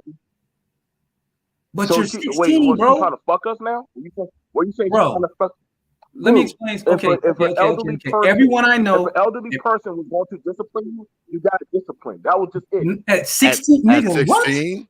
At 16? Did I ever say I was 16? But that boy was 16. You were comparing yourself to that boy. Did I say I was 16? Did I say 16? But he was 16. Did I say 16? But you were comparing yourself to him. Go play the rehash of what I just said. You're saying 16. But you're the one that compared yourself to the boy we're talking about.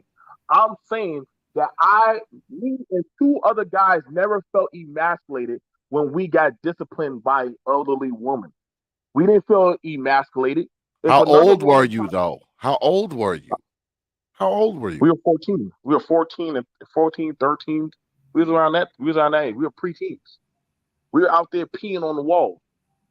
We weren't supposed to be doing that stupid shit. We were out there doing son. Stuff most 14-year-olds are in the 9th or the 10th grade and have a job. You let that's crazy, bro. I had a job at 13.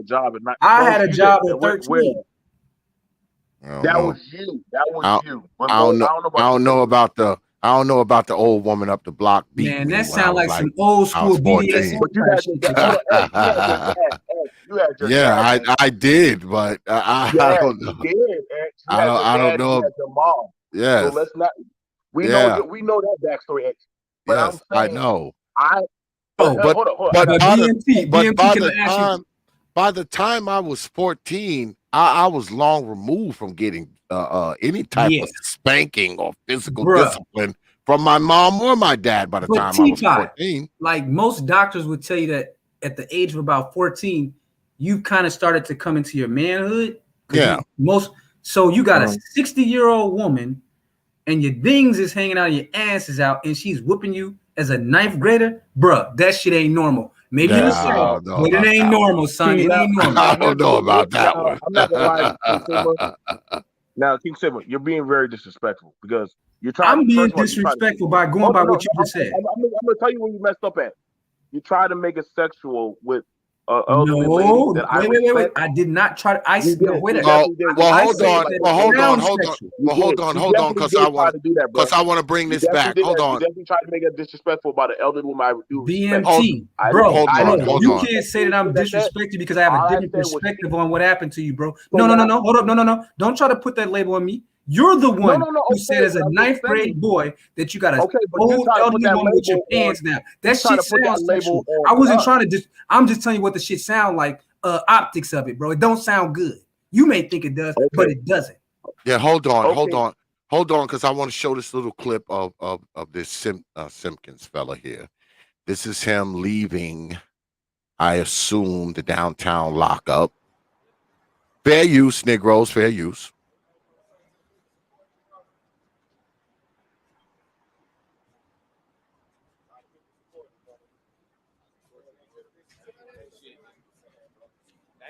What happened yesterday?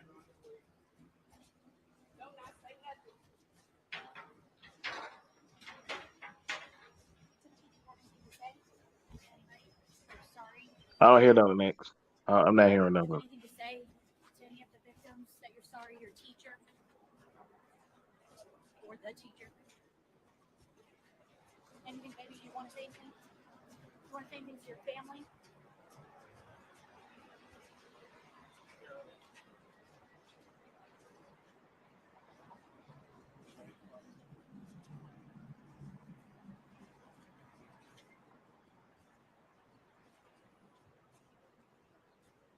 How are you feeling? Are you okay?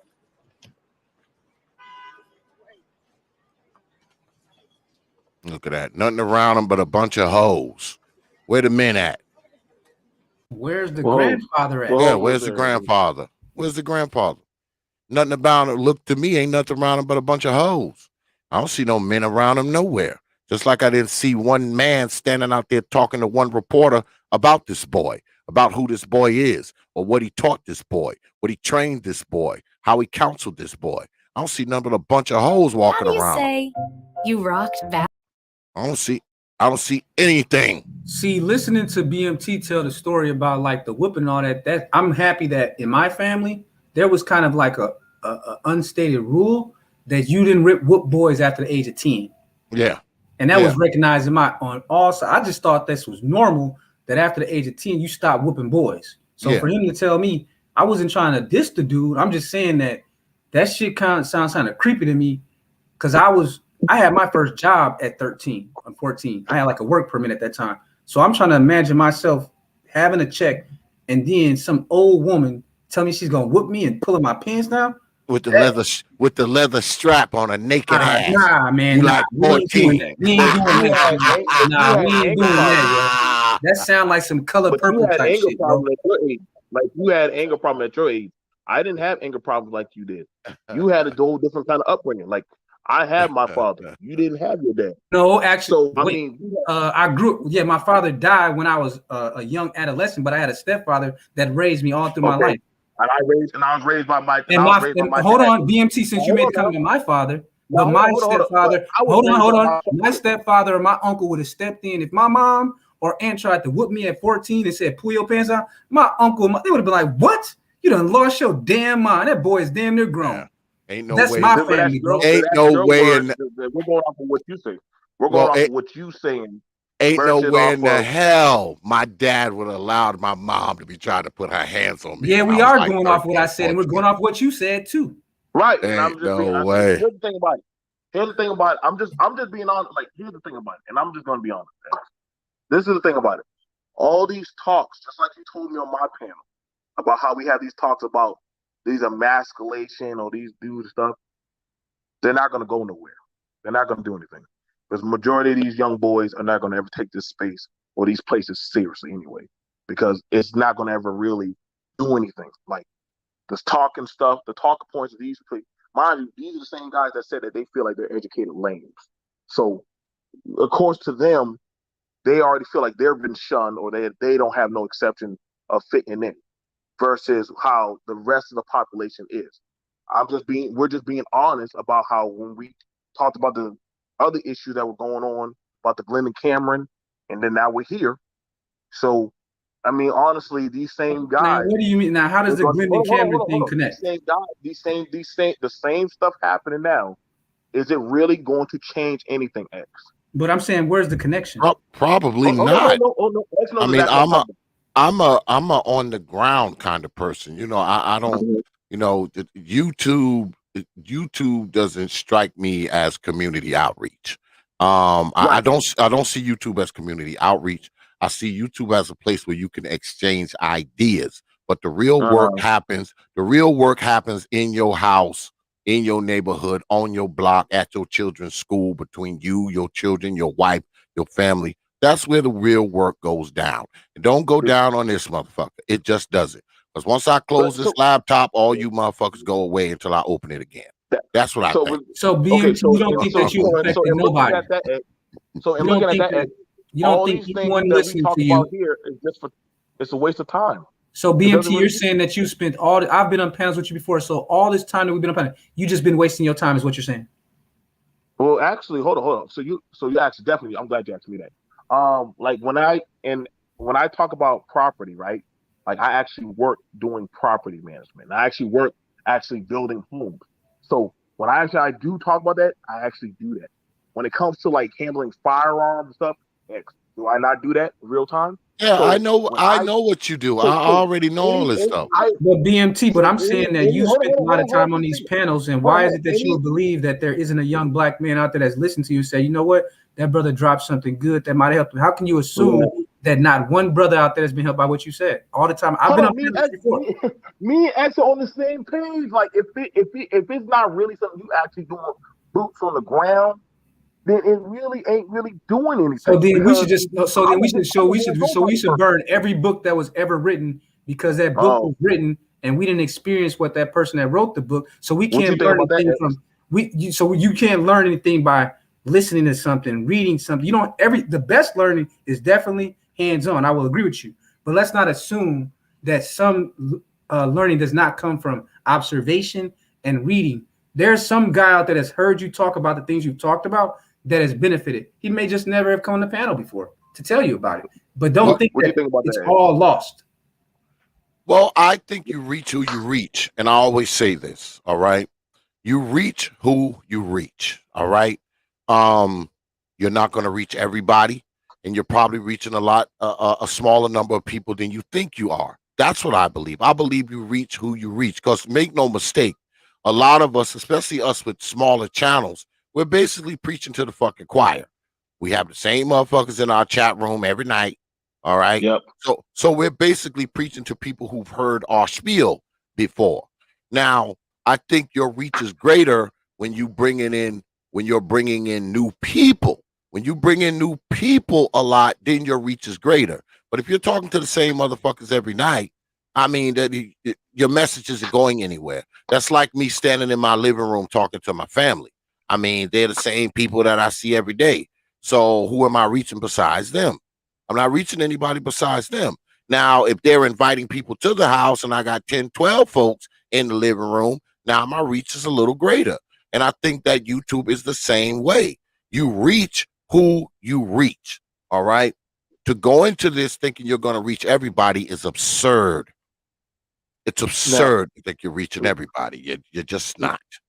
Now, I see at first when, because I get what King Sigma saying, and I get what he's saying, but I also maybe I'm more so the old Jurassic type, like X.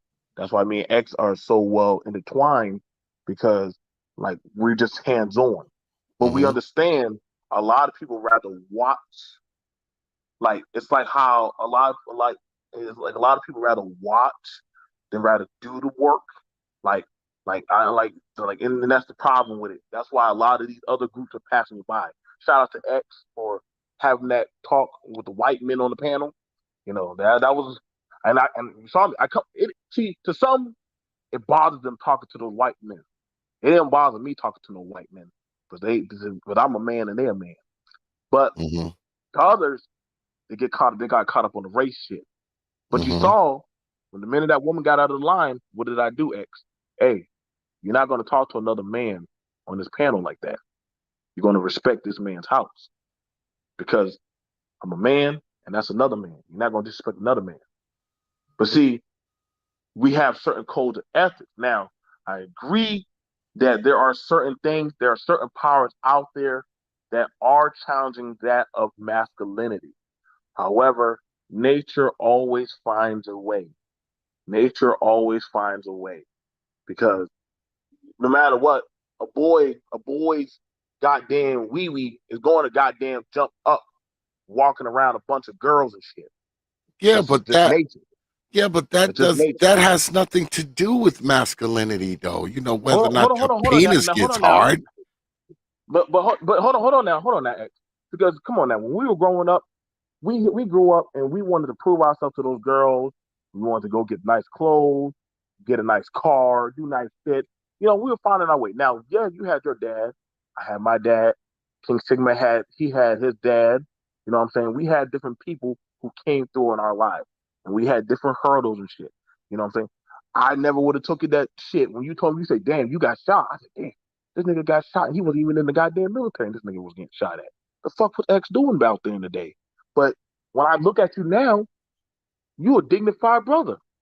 But you was a wild thundercat back in the day. You were doing some shit. Well, when I You was a know? young guy, I was very stupid. So, that's how I got shot. I was shot twice. I got shot twice when I was a young guy because I see, was X, you was grew. places where You I shouldn't grew. have fucking been. But see, X, when I look at you now, but see, when we talk now today, no, when we talk now today and we look at where you are today, dignified man, family man, businessman, X, Y, and Z shit, you don't take no shit from nobody. Nobody can imagine you being that wild. See, if they knew that younger X, they would have called you a poopy. Yeah. Well, I grew up. Man. I think when I was coming up, see, I wasn't raised in the hood. All right. I wasn't raised in no hood. I was raised in suburban, rural lifestyle. I came from working class parents. I mean, we weren't rich, but we didn't live in poverty. I mean, my father was a landscape architect. My mother was a charter bus driver. She drove school buses and she also drove charter buses for Greyhound. That's where I come from. I come from working class parents, and I had no exposure to the hood whatsoever until after I moved out of my father's house. When I was younger, living with my dad, it was no hood shit. I knew people who were from the hood, but I didn't have a lot of exposure to the hood. I wasn't hanging out in the hood. I wasn't doing none of that shit. All that shit started after I moved out of my parents' house. That's when I got my exposure to the hood and hood hoes and hood ass motherfuckers and hood shit and smoking weed and all that kind of shit. All that shit came after I left my parents' house. Wait, no, right there. X. Now hold on. I'm just showing something. You had your trial by fire. You had your prodigal son moment. You, even though you grew up, father, mother, shit. I wish I knew how to work a fucking backhoe when I was a kid. You knew how to do work most heavy machinery and all that stuff. That's because that's what my father did. I didn't have no choice but to learn how to do that shit. That's what my father did. Something I'm thinking about listening to you guys talk about, like, okay, so I'm listening to you guys, right? And I'm thinking about the emasculation topic. And what would be a nice test would be to see. So it's a cultural difference between myself and BMT. I'm from the north, he's from the south. Because what he told me kind of like it sounds creepy to me, but it's normal for him. So I'd be curious to know how the young men who receive the kind of treatment into their late teens that BMT did at the hands of a female versus the young men like myself who grew up in environments where the men in my family would not allow a female to whoop us after the age of 10, to see who was better off at age 35, 40. That's what I'm thinking about right now, because if you look at Freud, because we talked about Freud earlier, he talked about the root of feminization of men came from their domineering mothers. That was the number one cause of timidity, femininity, and homosexuality in young men. He said that the one thing that was the common denominator was that they had domineering or abusive mothers. But from BMT's perspective, he's saying that he didn't see that as abuse, whereas me, I see what happened to him as a form of abuse, bro. So is it just a cultural thing? I would love to see the difference between the males that received the kind of treatment he did in their late teens versus those that did not. So I'll tell you the difference. Where I come from, and I've shown that on my channel. I think I've shown it to a few people. I grew up in an actual cultured Black community where we actually looked out for all of our young people. I grew up where if my mom and dad didn't have to worry because all them elders and people in the church, they all had hands on with me, from the men in the Masonic Hall to the mothers that worked in the nursing home and the elderly people. If I was cutting up, then they would have got me. Hey, come here. I'm gonna call your parents. You're gonna get yourself a whooping, and I'm gonna tear your behind up. And when they get you, you're gonna get another whooping. So that was a double or probably a triple whooping. I think I got a whooping 3 times in one damn day. Now, did I deserve it? Probably I did. But the thing about it was I had a whole community that had hands on. So the chances of you really wanting to do a lot of dumb shit around people that will tear your ass the fuck up for doing stupid shit. Like you couldn't just like we weren't perfect. Not to say people didn't get in trouble still, and there weren't people that fell through the cracks. But see, this is where we hear the complaint that there's no black culture, no black community. But then you have where certain areas or certain neighborhoods where guess what? You know, like everybody down this one dirt road, that's your family. So you get in trouble down that road, that's a lot of people that can get you, that can get at you. No, I understand what you're saying on that, but earlier you mentioned the science. You said that we hadn't added science, but you are aware that coming from the Psychological Association, they say that spankings are detrimental to the development of young people. Not. Oh my God! Fuck them dummy motherfuckers. Like, but now, wait. Like, those same people saying that. So hold on. BMT, hold on. BMT, I waited. Let me respond. See, this is the shit I've been talking about. You were the one that felt we hadn't added any science to the discussion earlier. So I've started adding the science, and you and I both know that the mainstream scientists say that spanking is a form of detrimental abuse to children. That's a consensus. The majority thinks that. Now, when I brought that science to you, and you know it's true what I'm saying, now you're like, oh, now fuck them. Right. This is the shit I be talking about, yo. Wait. First of all, we're not gonna put words in each other's mouth. I never said a spanking because guess what? I tear my own kids' asses up. I believe X, who is also a grandfather and also a parent. But BMT, hold on, let's backtrack. BMT, one second, hold on, because I don't want to put words in your mouth. I don't want to put words. Hold on. You said the old woman. Hold on. Just hold on. I don't want to put words in your mouth. Let me just make sure I get it clear. Let me make sure I got it clear. When you just told us the story of when you were 14 and the old woman pulled your pants down, what was she pulling your pants down for? She didn't spank you? What exactly was she pulling your pants down for? What did she pull our pants down? We were outside peeing on things in open, indecent exposure, peeing on stuff like idiots on a family grocery store and on other things like idiots. Now, did I say she went up there and go touch us sexually? No. Hold on, wait. Stop. I'm listening. BMT, hold on. Don't go too far. BMT, please. You try to story. I got a question. BMT, don't rush the story. Hold on, let's pause. Pause. You just said, like you said, BMT, you're going too fast. Like, bro, but you're going too fast for me. Slow down. BMT, please. Just but see, you're going back. You said that she pulled your pants down because you were peeing. So why did she come up to you and say that she pulled her pants down? Why? Do you not have underwear? Do you not wear underwear, King Sigma? Do you wear underwear? Wait. So she had you underwear? Wait, hold on. Just hold on. I'm trying to understand. I'm trying to understand the Southern culture as Northern. No, you're not trying to understand. So she told you to pull down your pants, but you just showed to see your undies. What exactly did she do? You got to spank him. You got to spank him. See, the way you told the story earlier, it was that you urinated, she made you pull down your pants, and then she spanked you. Sexual, like you never got a. I never made it sexual. I said it sounded creepy. Yeah, that doesn't mean it's sexual. You sound like some Jada Pickett shit.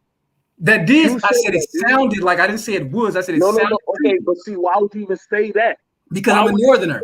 That's because it's creepy to a Northerner. That's why. Y'all guys online and this goddamn women. But you just said she spanked you. Why do y'all be doing that? But you just said she spanked you. BMT, you just said she spanked you. Earlier you said she didn't. Now you said she did spank you.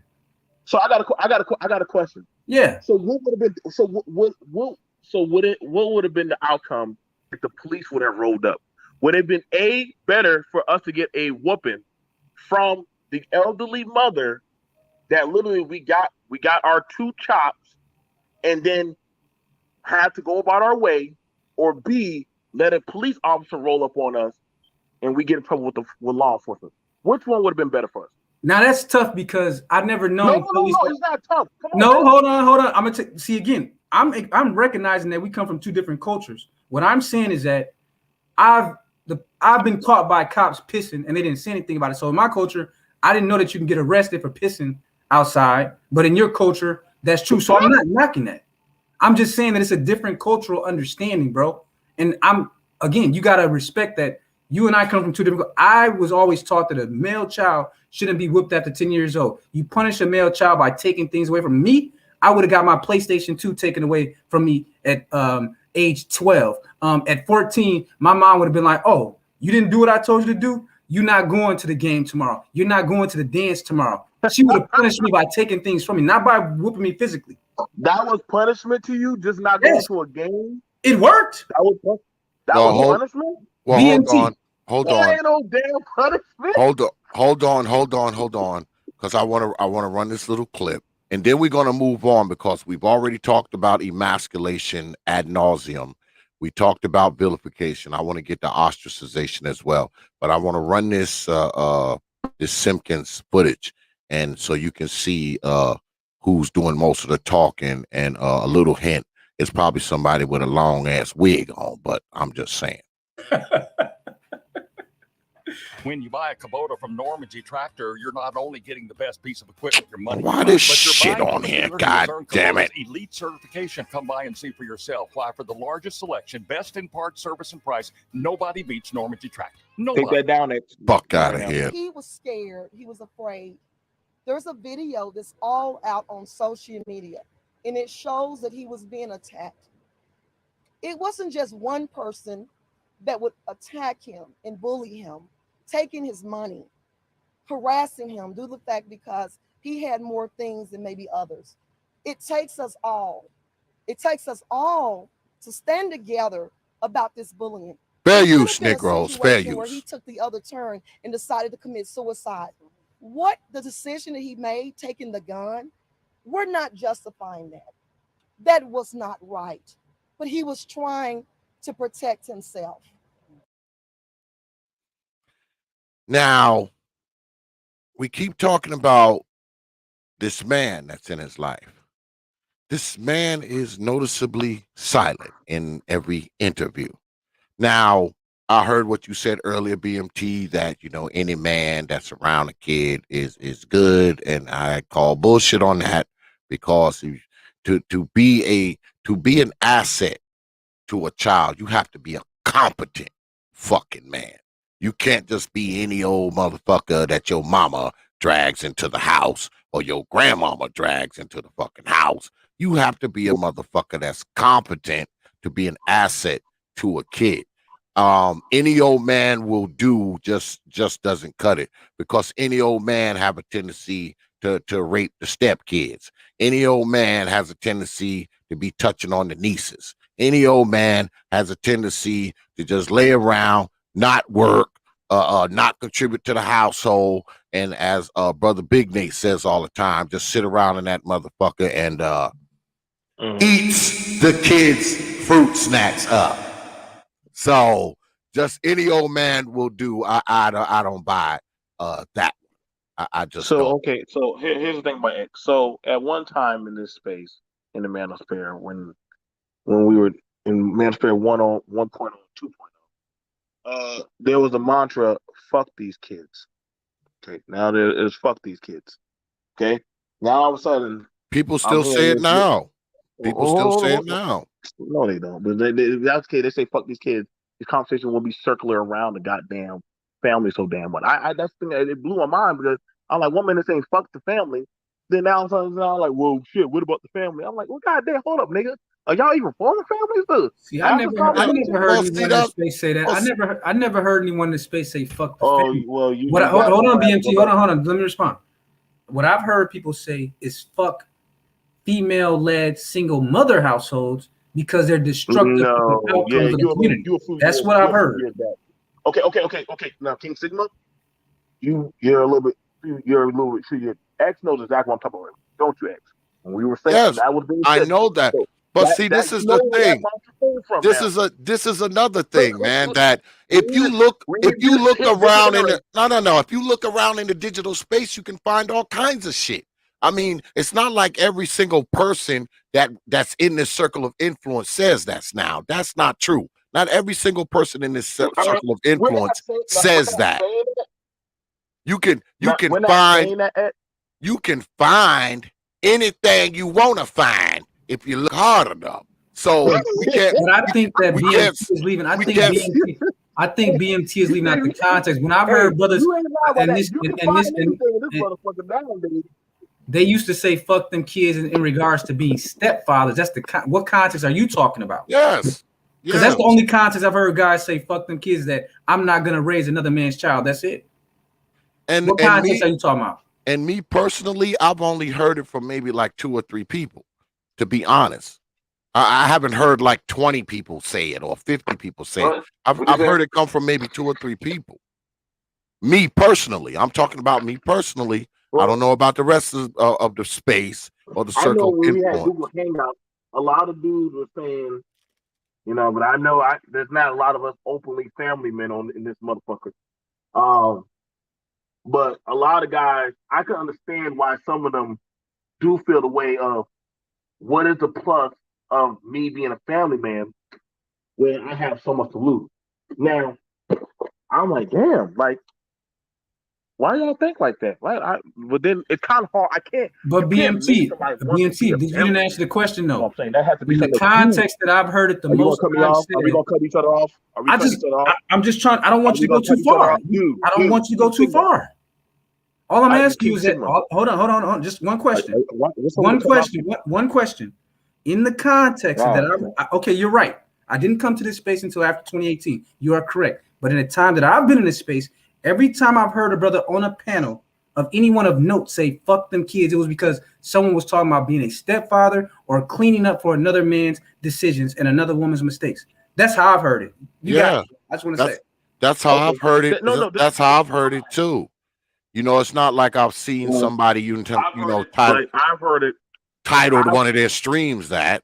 You know, I mean, I've heard the amount of people that I've seen, the amount of people that I've heard say it is almost infinitesimal compared to the amount of people that's in this space. It's infinitesimal compared to the amount of people that are in this space.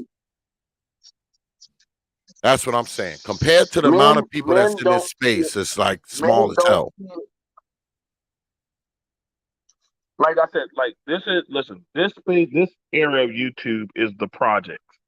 And of course, they look at it like, well, shit, like talking about marriage is like a lost goddamn art or goddamn fucking hidden scroll.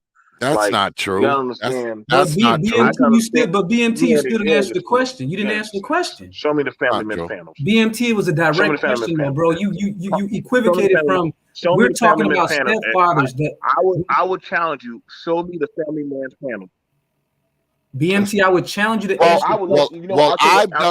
I've done them myself before, and so has Art and Style, where we just had like a whole panel of 8 guys that are all married. I've done it myself also. I mean, but see, I don't try to go to the anecdotal shit that I've done. I mean, I just haven't. I asked you a question not about marriage. I asked you a question about stepfatherhood. What I said, I'll say it again. You made a statement against the black manosphere at large, and I came at you and I said, hey, from my experience, I've only heard brothers on any major content creator say, fuck them kids in regards to being a stepfather for another man's decisions and another woman's decisions. I've never heard black men just say, fuck them kids in terms of let anything happen to children just because they're children. It's only been in the context of other people saying to black men that don't have kids, hey, you need to take care of this other man's decisions. No, that's the only. Now, what context have you heard it in? Is what I'm asking. Yeah, I mean, literally, boy, listen, we need to stop the disingenuous. Before we had the Great Reset, and we already seen enough fuckery of there is no black culture, that this whole thing has done gone to shit. That doggone, what is the point of any black man getting into a family because they have everything to lose? Like, I mean, maybe I'm the OG on this goddamn spit. Because, I mean, I done seen these conversations. I was there for the Google Hangout. Shout out to O'Shea. Shout out to Obsidian. Shout out to BGS. Shout out to Angerman. Shout out to a lot of goddamn David Carroll. Like, a lot of OG people talk about goddamn men getting married, but they get shafted. Or they don't get no thank you, dad, or any of that other stuff. So, And then also how the children treat the black men when they start getting older, how they treat the women versus how they treat the men. So I watch and listen time and time again to a lot of these conversations. I'm very realistic to the stuff on how it goes, on how the conversations are swayed. Then I also heard about the stepdaddy conversation. Shout out to George Macon. I believe George Macon is a stepfather. He had some talk about it. Everybody looked at George Macon crazy. Different other men who came up about being a stepdaddy. I think who's the dude who talked about flat Earth? I don't think Who's the George. dude I who don't talked think about George flat Earth? Macon is a step. I don't think George Macon is a stepfather, man. Yeah, I he don't. is. I He don't know is. about Yeah, that. he's a stepfather. No, he's talked about but his wife had a kid already or some kid. His wife already had a kid. He just had kids with her. He also had kids with her also. Like there's been different men that have, you know what I'm saying, that are stepfathers and they just taking the kids as their own also. But BMT, I you mean, still I didn't get answer my why question after all of that. Like I asked you a question, I what said, was your BMT, I've been listening. I'm waiting for you to answer the question. Out of the context of stepfathers, when have you heard anyone on any major content creators panel say, fuck them kids outside of being a stepfather to another man's kids? Super Sly. Shout out to Super Sly. So Love you, bro. Suicide said fuck them Super kids Sly. just in general. You know, if I could call Sly right now, and I don't even like breaking him up, but Sly has said that. And I mean, in all respect, Sly's a great dad. Sly's a great dad. But Sly said that. Actually, that was one of his But from what I remember, Super he Sly shattered was the saying internet that in with. regards to stepfathers, because he's a stepfather, right? Okay. Wait, no, you didn't ask yes or no. Yeah. So you just proved my kids- point that there was never any kind of mantra going around the black manosphere, at least in the last 3 years, of just fuck black children because the they're black last children. 3 years. Okay, so you're saying the last 3 years. Well, no. I'm Last 3 years. no. I'm saying No, you said the last 3 years. Hold on, because I've only been in this space 3 years, but T.P.O.T has been there way before me, and he said he hasn't heard it either outside of stepfather. So you tell me. Yeah, but wait, T.P.O.T, how long what year you been in? I came in. I started my YouTube shit in 2015, but before that, Damn, I'm older than T.P.O.T. Yeah, but what I'm saying is, before that, I was in radio and I interviewed. That's what I'm saying. Hold on a second, man. Hold on. Before 2015, coming in, right? I interviewed people like Angry Man, Obsidian. I mean, these guys I used to interview on my radio show before they even were popular, before they were big, when they were doing their blogs and their cars and shit. I was interviewing them on the radio before I came on YouTube. I didn't come on YouTube till 2015. I was in radio for quite a few years, and I interviewed Angry Man. In fact, I was one of the first persons to interview Angry Man on the radio. Also the first person to interview Obsidian on the radio. Also the first person to interview Q Butter on the radio, so on and so forth. So I've been around guys on YouTube way before I got on YouTube. Way before. Now, you make it like I don't know that, X. Now, the thing about it, I'm saying, because radio, and I really wish you was still on radio rather than just be on YouTube, but I understand. Like, we know, has this digital space not changed? Has this digital space not changed, X? Let me ask you that question first. Of course it's changed. Okay. Of course it's changed. So, in mind you, can we say the same things that we used to say before, like we used to be able to say back then? Be honest. Well, now it's a little more PC.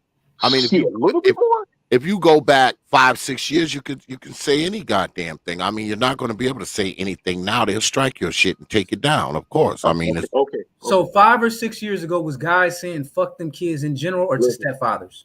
Listen, they were saying all kind of shit back in the day. It was. But BMT, you still haven't. No. I'm saying, listen. I'm telling you.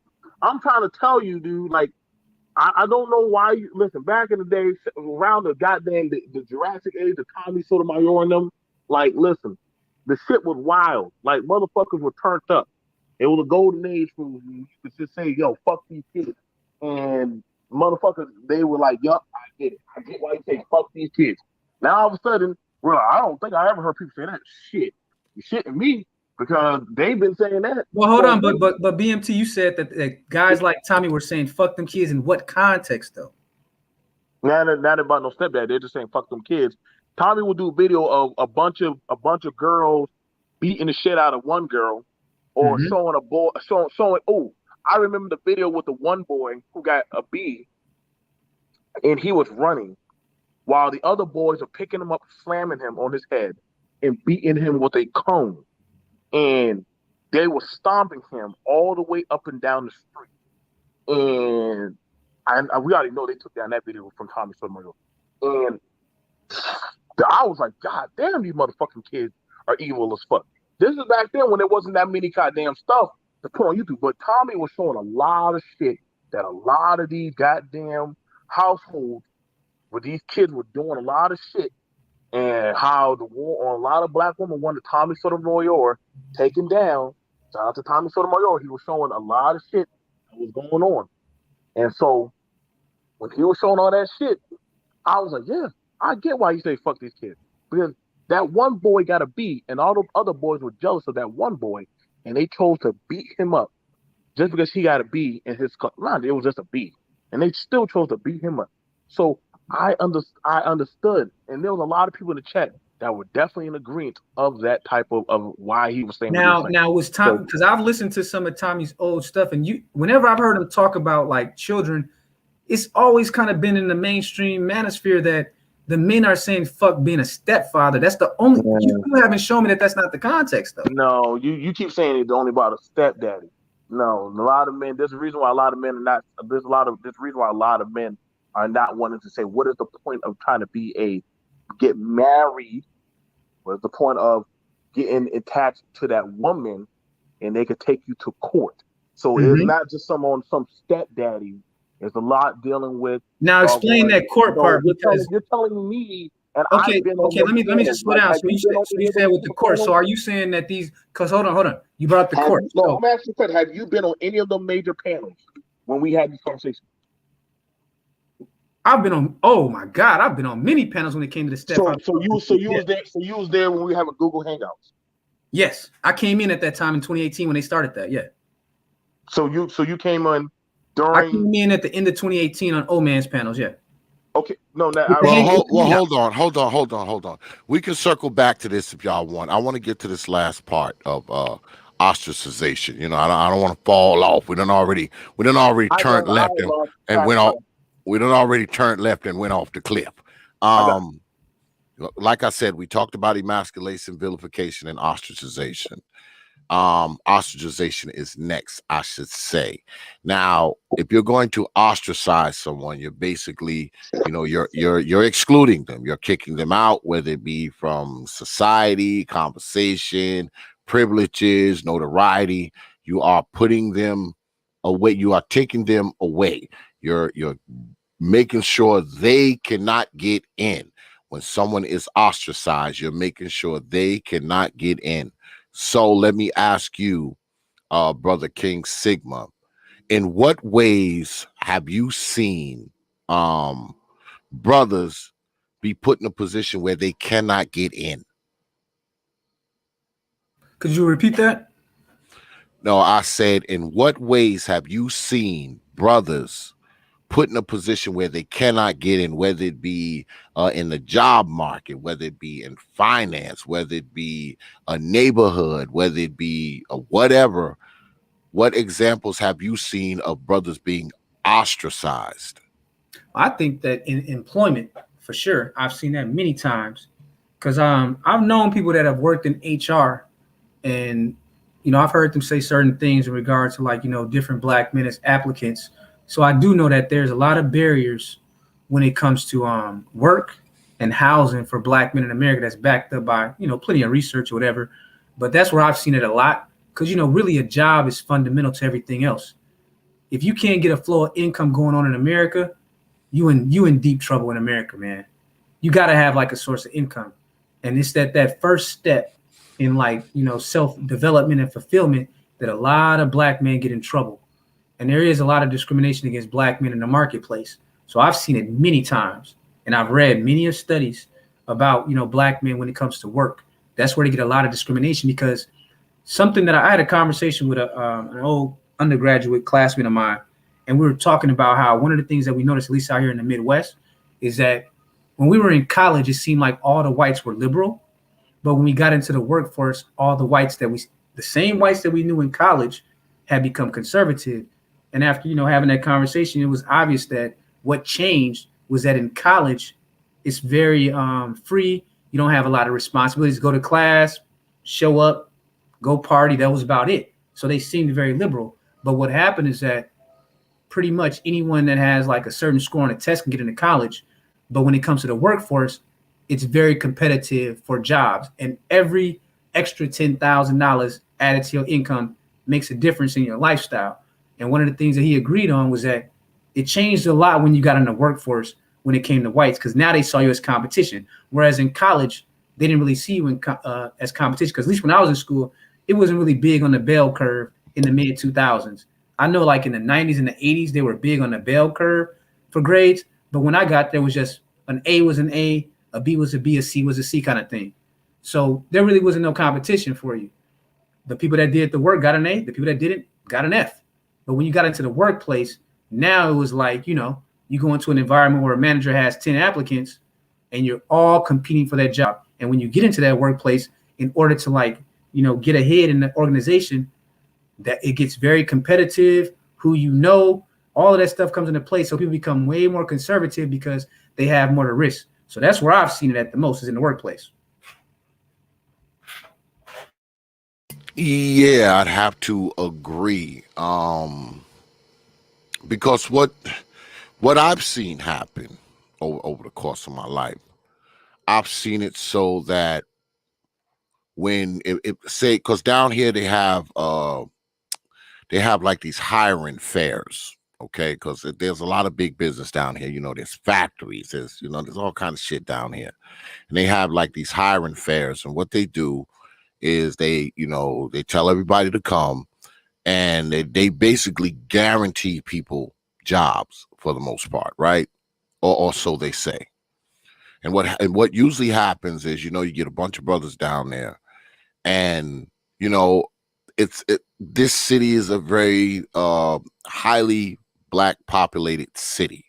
Okay, I think I want to say close to 60% of the people here, give or take, are black.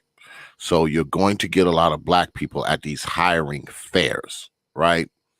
But what happens is the black people get down there, and even if they're qualified, sometimes the brothers, they don't get the job because they don't have, they may not have their own car. They may not have had enough work experience. They may not have, a particular set of skills. But likewise, pretty much every white boy that comes down there gets hired. Now, could it be that every single white boy there had a car, he had the skills, he had, he had everything he needed? Could that be the case? I don't know. But I kind of find it hard to believe that every single white person that showed up there was qualified, had all their documents in order, had a driver's license, had a car. I mean, I just don't think that that's possible for every single white person that came down there to have it. But usually the brothers kind of get pushed out for the most minor of things while all the white boys get in. Now, I don't know why that's that way. But I'm thinking back, because the last time I've dealt with anybody who went to one of those fairs was about 2 or 3 years ago. But it may have changed by now. I don't know. But I've seen it with my own eyes. I've talked to people and seen, and same with, because they also have these things called they call them they're sort of like temp agencies, but you can walk right in and they'll put you to work that day. Anybody that walks in there that's like Latino, say they Mexican or something like that, they make sure they put them to work that particular day.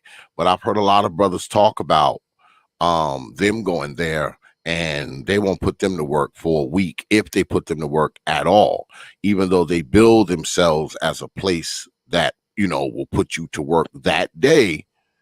But I've talked to brothers who said that, they make you wait a week, make you wait 2 weeks, or they just don't, they never call you back at all.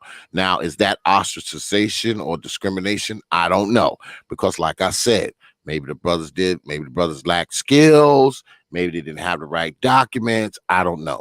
But this is anecdotal, because these are people that I've spoken to.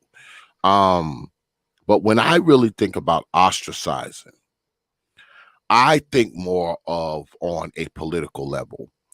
You have these county clerk meetings and town hall meetings, and often Black folks are pushed out of those conversations. You see them on TV. You don't see any Black people in those meetings. You don't see any brothers in those meetings at all. Now, maybe they're just not showing up. Maybe they're not aware of these meetings. I don't know. But I'm going by what I see when I see them. Now, I've always believed that the brothers are being ostracized. They're not being made aware of these meetings. They're not getting invites. They're not privy to, the meeting schedules, that kind of thing. So to me, that's ostracization. When you take someone and you push them out of the quote unquote political process, and these meetings are public. It's not like, they're this private thing and they're held, off in the woods somewhere. These things are public. Now, I would like to think that brothers are either don't have the desire to be there, don't have the ability to get there, or maybe they just don't have the interest to take part. That is what I would like to think. I would hate to think that they are purposely being shut out of those meetings. They're purposely being left off the mailing list, purposely being left off the email list to make sure that they're not there. I think I could stomach it more if it was just the brothers, not having, the desire, the ability, or the interest to be there. So, I mean, that's where I'm at on that. Now, I wish brothers would, if that is the case, I wish brothers would stop. All right, to stop losing the interest and all that kind of crap. Be sick X. Let's keep it a buck. Listen, I done been on the goddamn council, and listen, Black men don't be showing up like that. Let's just stop. We ain't need to pander the bullshit. They don't be showing up like that. Literally, and listen, it's a goddamn every town has a website. They tell you when they're having a goddamn meeting. If you want to go out there, you can go out there. You want to sit in, and you want to raise your hand and ask a question, you can do that. I know. I've been to them. I've been to them. But the thing about it is, they don't care. They do not care. And damn it, I hate it because I'm actually taking the side of Trey and BD, and this is very rare. But either you got it or you don't. And I mean, and if they're saying that, well, this job is keeping me out because of my color of my skin, then you got a legal case. And I mean, you would actually have something to run up on. But I've done seen these guys come up and fill out these forms and these applications. And I mean, shit, you would swear it's a third grader filling this shit out. Not calling them stupid, but it's a lot of interesting stuff where they might have some interesting backgrounds. And I mean, even you done said out your own mouth, X, you be working with a lot of these men to just try to get them a job. You said that too. I know. I've even tried to work with them. A lot of us try to work with these Black men. You know what I'm saying? But that's us versus a job. Now, when they go trying when they try these temp services, like I said, that's a temp service. That's a temp agency. you know, and literally you're already on a probationary period. So they might say, hey, we only need a certain amount of people just to get this shipment out. That's it. But you coming to work high or some shit like that, or you doing some of that nigga conda shit, and I mean, we don't need your ass. If you come to work late, coming out there, hey, you can't wear the proper PPE, then you got to go. Now, some of them would like to cry the "we old, I'm black, that's why they picking on me" card. I don't know, dude. Like, so you got to explain the African why the Africans are doing so damn good. You know how you explain them, or the goddamn like you got a lot of Caribbeans coming up here. Like it's just one of those things. Like when it comes to politics, a lot of African American men do not really take or care about politics. Shit, and they might know the goddamn sheriff that keep arresting their ass or the judge, but they don't ever take. They don't even. Mind you, most sheriffs end up becoming a mayor or actually go up the food chain later on in their career. But again, you have the chance. I always tell them start off with going to your kid's school or go down to the school. And I know you might feel sick about that, but these dudes don't give a shit about politics unless it's at the national level.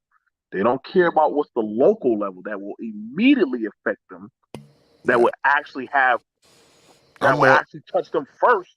They I'm don't even more go down into there to the local. I'm more damn into district local level. politics because those, all my permits and licenses and ordinances I have to follow, for my business come down through the state. They don't come down through the federal government because I don't have any federal contracts. I wish I did, goddamn it, because I could charge them $1,000 for a wrench. But but I don't have any federal contracts.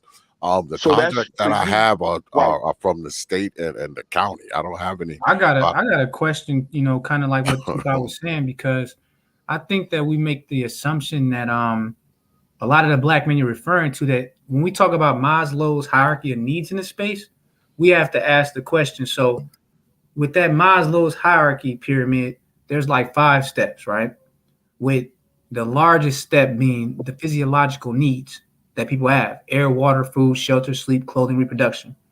We have to start asking, when we're talking about the black male population that you both are referring to, how many of them, because the 5th step is the highest, self-actualization, the desire to become the most that one can be. That's what we try to push in these spaces, at least I do. And I think that a lot of black men get stuck at the 2nd step. So the first step is physiological needs. The 2nd step is safety needs, personal Well, what security. it has to do with ostracization that we're talking about right now of the job? Because easy. When you're talking about going to We're talking about the job. Easy. Because you're talking about things that are considered surplus activities to the basic needs for a lot of black men. A lot of black men are stuck at the bottom of Maslow's hierarchy of needs.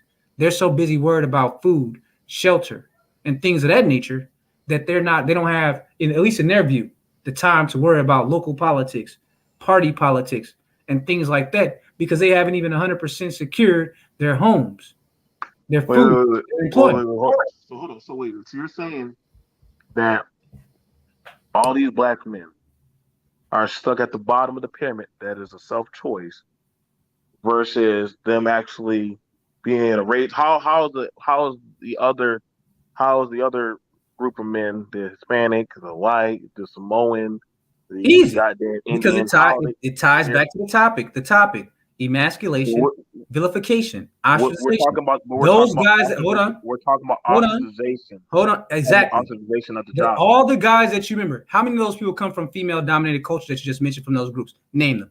Go back. We're talking about ostracization of the job, dude. We're talking about ostracization of the job. No, we're not. You can't, bro. I'm glad you said it. In the Japanese culture, the women. T.P.O.T mentioned the local politics, and you mentioned local politics. Did you not? Yeah, and we're How talking do about you get? Again, let me go back to what I'm saying. all right. How can a person worry about what you're talking about, which is what we would call esteem, self-actualization? You have to go through physiological needs, take care of that first, then take care of your safety needs. Now the love and belonging. Isn't that what T.P.O.T's talking about? Family. That's the 3rd step. No, we're talking about ostracization of a job, dude. We're talking about ostracization of a job. Like, listen, I hire people. I'm not sure if you ever hired people, but I usually ask them, like, hey, man, like, you got any issues going on at home that I need to know about? before I take you on. Now, X, you ask people that before you. But hire them. BMT, you mentioned Hold on like now, these hold on groups. now. You You're talking but to BMT, people hold on, that- hold on. You didn't let me answer. I let you explain it earlier. I'm just trying to respond to what you and T.P.O.T were saying. You're talking about stuff. We're talking about What I ostracization. know what you're talking about. What I'm saying is that you mentioned those groups. Are those guys coming from those groups on average emasculated by their own parents in their own households by the time they get you? That's what I'm trying to get at. Okay, so shout out to my boy Trailer Hood Voodoo Ninja. He literally talks about how he came from a broken home. Trailer Hood right now is inviting me to his panel, but literally he talks about how his home was fucked up, and literally he said, "Hey, I just did the opposite of what bad parenting was doing to me." That's from a white man that literally is saying that. So, and then when I asked, Is he an outlier? Is he in the minority, or is he the average? Like with a black boy growing up in America, a black boy growing up in America in 2021, most are like 70% of them are coming up in these broken emasculating environments. Okay. You said what? So okay, so you're saying that I guess it's a black man thing that they get emasculated. It's a black man thing. It's not. No, it's not. What's the black man thing? But it's but we can look at the numbers that you mentioned earlier and know that a black man has a much greater chance of being emasculated before the age of 18, like the example that you used of that boy being beaten. Could you send that to my email, blackbrother123@gmail.com? Send it to my email. I will definitely like to read over that. I will definitely read over that. On which part? Just send me that study that you said the black man has a chance. That shows that black men are raised by mothers more than fathers? That's easy. No. Show me the study that black men are being emasculated. Oh, that's easy. But hold on. But BMT, why do we got to go through an email when we know that all the information that comes from the criminology studies shows that black boys that are coming from families that are led by single mother households are more likely to become incarcerated, to become rapists, to become murderers, to become unemployed, and to become homeless.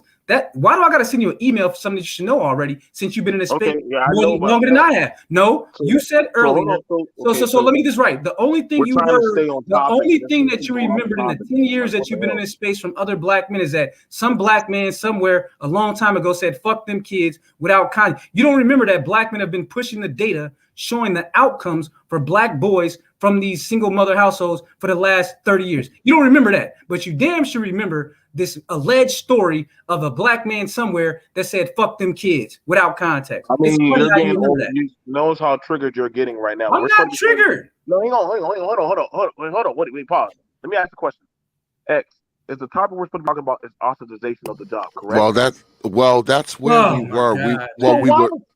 Hold on.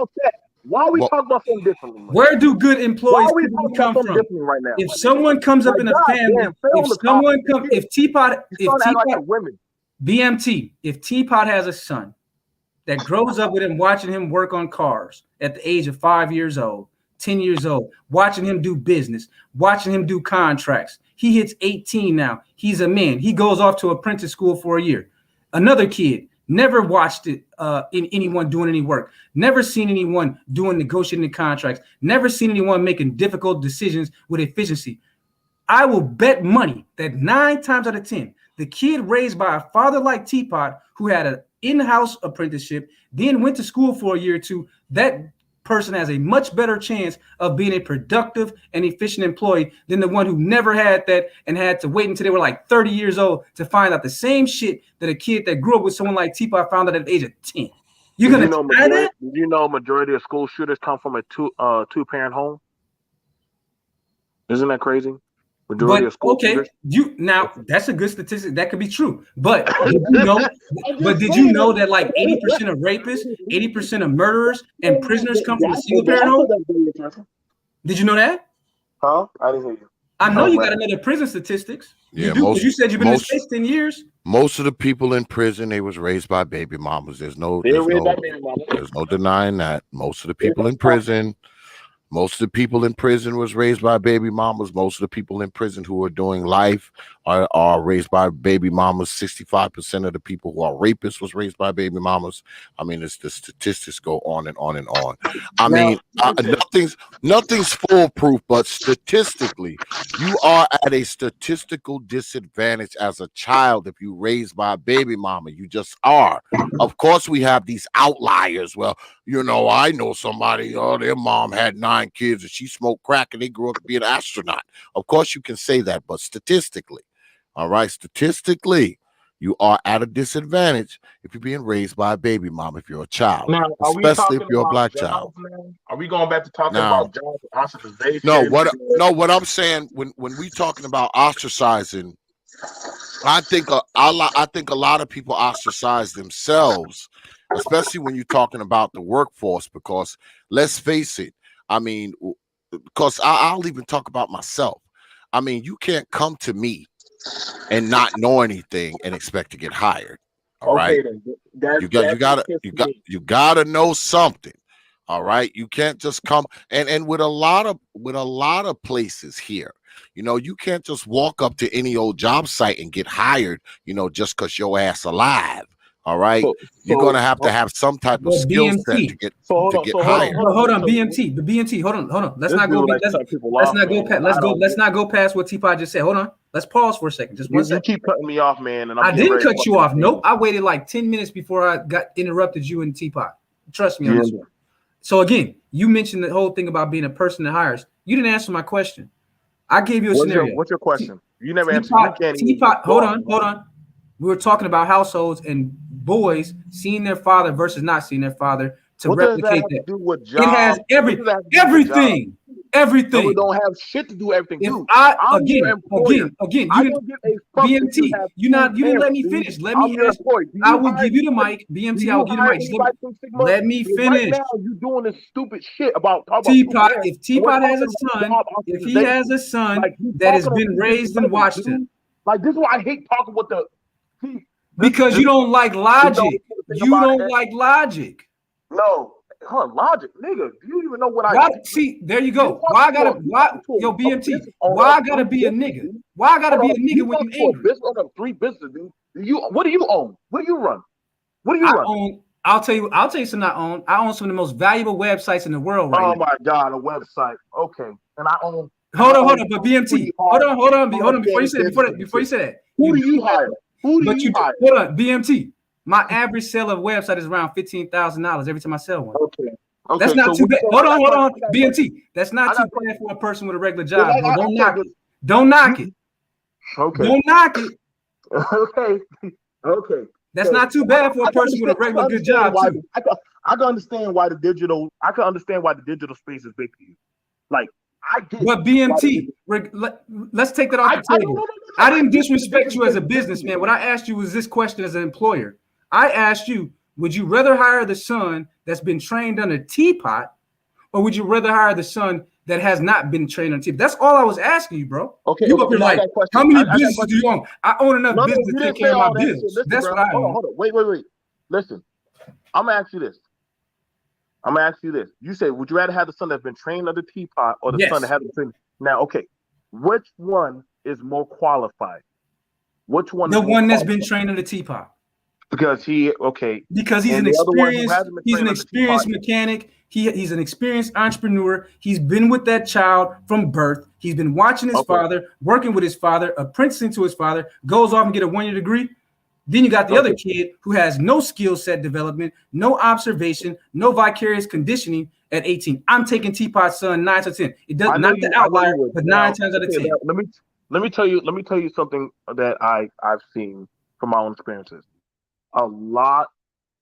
Now we have our sons who grew up, like my kids probably know more about guns than the majority of the people in the chat, right? But my kids, if I say, hey y'all, I want y'all to start running the business for handling firearms and ammunition. No, Dad, I'm gonna go do something else. My son told me that. He told me that to my face. He said, I'm gonna do something else. Am I mad at him? No, because that's what he wants to do. But however, it's his choice. Now, again, I get what you're saying because T.P.O.T's kid is growing up with the skills. But again, you have it where there's some kids who do grow up And maybe I was speaking from life experience. That's what I'm speaking from life, not from computer shit. I'm just speaking from life. Like a lot of kids, they do learn it, and then they go off do other things. I'm just saying. I'm just telling you right now. Kids grow up on the farm, they leave the farm. Same thing is going to happen with all this stuff. Like I've had a kid that came from a single parent home, just like I had kids who don't come from single parent home. They come from 2-parent home, and I have foster kids who come in around me. Guess what? If you got the skill or you got the aptitude, and I'm sticking back to the topic of the ostracization, I used to think that, hey, I should hire these people off the strength of their black. And I said, boy, did I fucking regret that decision of having that 1 month where I was going to hire black people only. Worst fucking thing I ever did in my life, X, would just go a whole month of hiring just black people. Spink. That didn't know jack Now hold on, shit. but BMT, are we talking about a competent person? Don't cut me off, man. Don't cut me off. So I need people who actually know what the fuck they're doing. It's called business. Either you know what the fuck you're doing or you don't. That's just how the way it goes. X, if he wants to hire all black men, that's his prerogative. But I didn't even talk anything about black. I was talking about a person that's raised by their father. BMT, hold on. Let me respond to you, bro. Let me respond. We weren't talking about black. I was talking about if T.P.O.T has a black son who has been trained under him from the age of 6 years old to 18. He goes and gets his mechanic license for a year. He comes to you for an interview.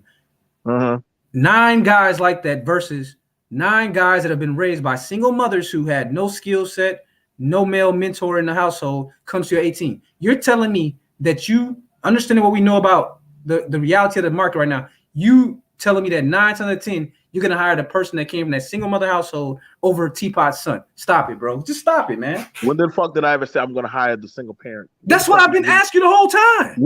But when the fuck did you hear me say that? So why you keep saying, just stop it, bro? Just stop it. I never said that. Because you started talking about this. You hired, bro, like I asked you one question 10 minutes ago, and you've been talking about, well, what about all black people? I didn't say anything about black. I said about T.P.O.T's son and household structure. You're insinuating stupid shit about me. Like that's the thing about it. I didn't insinuate anything. I let you talk. What are you talking about? I was just responding to you. So I promise you, I'm like, listen, I hired the best man for the fucking job. Now we agree on something. The best man for the fucking job. I've been running a strong iron-fisted company, and now companies. I'm doing trucking now. And guess what? I had a man. I had him, and I have a female truck driver. The man truck driver showed up. I said, yo, is there liquor on your breath? Bro, he said, I only had a Corona. And you about to get in that my fucking truck? Yo, get the fuck out of here, dude. I fired him right there on the spot. The dude about to get in my truck after having down a Corona. No, the fuck out of here. So he wrecked my fucking truck. And what? Mind you, I mean, I know his dad. I know his dad. I know his people. And I even talked to his dad. I said, yo, what the fuck your son come to my truck fucking has liquor on his breath? He bumped into one thing. I have to take that fucking L.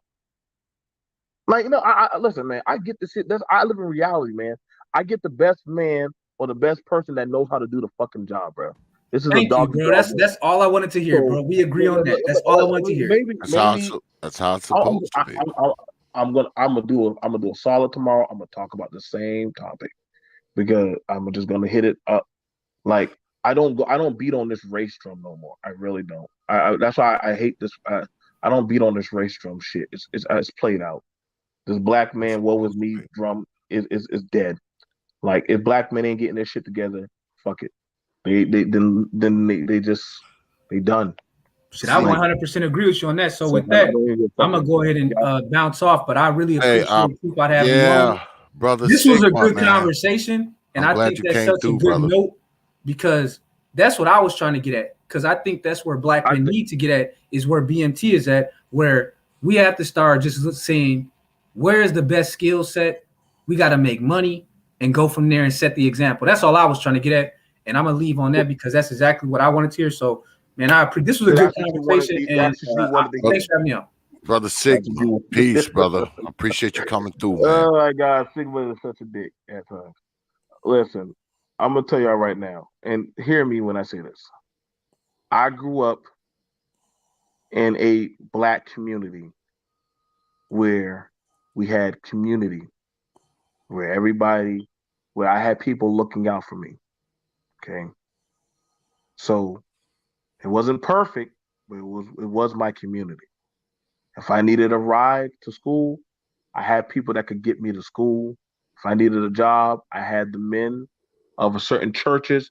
They would definitely like I would use what's up, little big Nate? Never use your business to affect social change. Is almost always a mistake. Business is war, not charity. No, I agree.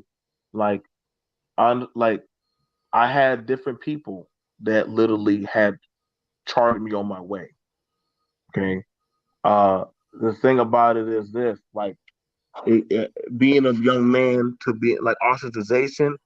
Listen, I'm not going to take away that there aren't some hardships for a black man in getting a job, but in this day and age, listen, I done flipped the burgers, I done been a security guard, I done cut grass. I'm not too good to work my way up. I'm humble. I'm a man. But you know what I'm saying? But the thing about it is hell, but you gotta learn to work your way up there, man. And maybe I come off because I'm coming from a different perspective of an era, different from y'all on some talking points. But I do know my talking points are working right now. When I look at it where it's what I'm doing, and that's why I want to talk about X was, you know, at this point it's gonna be hands on. It's going to be hands-on. We're going to see at the end of this day, with all these mandates and shit happening, who's going to be the last dog in the pit, you know? And at this point, some people knees will bow. Now, black men, y'all can keep on hoping that there's going to be some other black daddy to save you. You're fucking crazy out of your last damn mind. You better start finding a way. Go watch some Family Matters shows. Go ahead and start learning how to whittle woods. Go take some boxing lessons. Go ahead and pick up a class. X has some show. I know the majority of the videos of you showing how to do certain stuff on machinery. Those are your least watched videos. The videos I showed on how to do housing or property inspection, those are my least. Actually, those videos were flagged down by some assholes in this space. So it amazes me when the black man is instructing on how to get there, nobody takes that black male tutelage serious. Well, that's not going to change. I mean, you know, so what do they want to hear from a fucking woman? That's not going to change. I mean, I can't feel bad. I cannot feel bad X anymore. Like I respect for King Sigma. I have respect for his passion. I respect for what you do. My empathy is gone because if black men ain't going to get their shit together now, they're never going to get it together. Yeah, I mean, and I'm just being honest. Some things are not. To all the content creators in the chat, I'm just saying, some things are not going to change, man. Just like some things, some things, just like things remain the same. Some things do change, but there's a healthy medium between that, and some things they're never going to change. I know motherfuckers like to talk this eternal hope shit, but in reality, some things are never going to change. They're never going to get better. They're going to stay stagnant. They're going to plateau. And on the other side of that, some things will change, and you pretty much know what they are. But as far as because we've done plenty of blue collar videos, man, and you see the views they get compared to any other shit. So that's just the way that's going to be. But when you're talking about black men who have been emasculated, vilified, and ostracized, many black men find that to be the case, where all that has happened to them. They're emasculated, they're vilified, and they're ostracized, meaning they've been pulled out of their position. They've been pulled out of a position of manhood, whatever that position may be. They've been berated. All right. They've been berated. They've been downtrodden. They've been spared, and on top of that, they've been pushed out. They've been forced out. So there's nothing worse than a black man who's been emasculated, vilified, and ostracized, because that's a black man who's fucked up in the game. Now, mind you, I would venture to say that that's not a lot of black men, but it's probably more than we want it to be. It's probably not a lot, but it's probably more than we want it to be. And I think once those cycles stop, then black men will do better, the ones who aren't. Because what people don't know is that about 65% of black men are in the middle class. It's not like it's not like half of the black men, huh? It's not like it's not like half the. Stop making it seem like black men are in the middle class. Like, yeah, I mean, now second generation are actually going to the upper middle class. Yeah, like, black men are in the middle class or upper. Like, you talking 2 out of 3 black men. You know, of course, we got some poor black men that's living in a tent city and standing on the overpass when you come off the highway. Of course, those exist, but that is not the rank and file black man. That is not most black men. It's just not. Now, people will have you believe that shit. Okay, they'll have you believe that all black men are broke, they all poor, they all standing on the side of the road asking for $5. No, there's a very small percentage of black men that are doing that. In fact, I would beg to differ that the percentage of black women probably outpaces black men when it comes to poverty and shit like that. Why? Because a lot of these hoes got kids. And you know, one of the biggest barriers to getting up out of poverty is children. That's just the truth. So when we talk about people being broke, I would venture to say, if somebody can correct me on it if I'm wrong, I would venture to say that the percentage of black women compared to the percentage of black men, the black women, their rate of poverty is probably much higher. I guarantee you it's much higher, their percentage. Okay, it's much higher than black men. I'm sure it is. If you were to tell me, if I were to say the ostracization of black men being deadbeat dads, I probably would have thrown that at you and say, okay, he might have it with that. If you were to say ostracization of black men being criminals, I would probably want to give you that one. You know what I'm saying? Because I grew up watching most shows where either it was a fucked up family or it was a goddamn, you know, the goddamn narratives that were put out there. But in seeing those, we had enough cognitive sense to make a choice X. You and I both had that. You know what I'm saying? Yeah, I get it. Cutting grass or being that guy on the side of the road holding the stop sign to say stop. Now you can go while they're, you know, working on construction. I get it's not the glamour job, but it's a job. It's a job.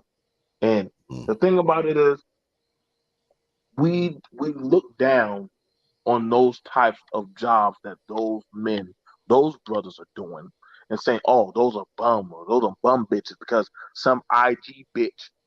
See, now y'all got me into my Exodus mode.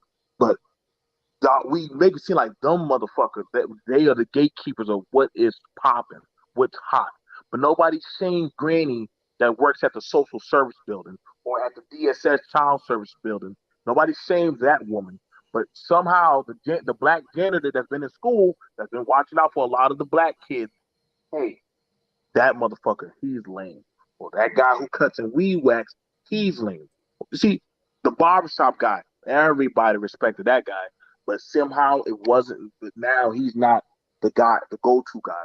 Like, we done seen black male ostracization. True. But now it's like the future's in our hands. Like, okay, y'all know it.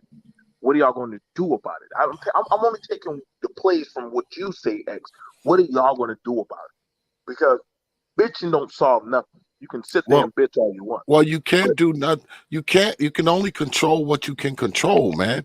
I mean, you can't control mass media, man. I mean, you can't control what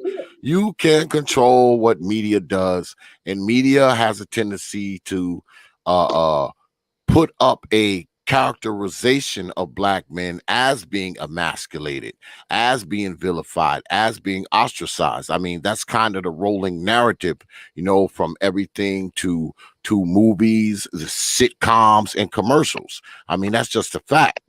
And you're not going to be able to fight that because number one, you don't have enough money. Number two, you don't have enough power.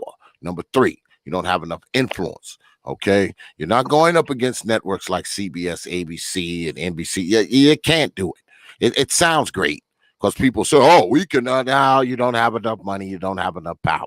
You don't. All right. You like trying to. You're like a fucking ant on an elephant's foot at that point. But what you can do is you can control your own element. You can make sure that your boys in your house are not emasculated. You can make sure the boys in your house are not ostracized. You can make sure the boys in your house are not vilified. When it comes to the brothers, the only ones you can really protect is the ones that live under your roof, the ones you have access to, the ones you mentor, the ones you coach, the ones you whatever. You ain't protecting nobody on this damn internet. You're not. But see, that's what I'm saying. That's what I'm saying. And listen, y'all, this is BMT. I'm not attacking. X knows that. Whole King Sigma knows that. I only challenge thought process. Just like X when he came up there and he challenged it and he said, what is this going to change? And he brought up a good point. Remember X? And I said, you know what? If you ain't out there on the beat doing anything, it ain't changing shit. If you're not doing nothing concrete, you can only affect that of what is within your vicinity. That's And it. so I didn't get mad at you when you said that. I was like, yep, you got a point. Now, and I tell to a lot of black men, even if the knowledge is going out there, you know what I'm saying? Granted, we did a talk, $1 million operation talk about black men. Y'all need to go get into the cleaning business because that's a multi-million-dollar cleaning business because of COVID. Guess who's now doing that? The Arabs, the Hispanics. Where's the black man for that?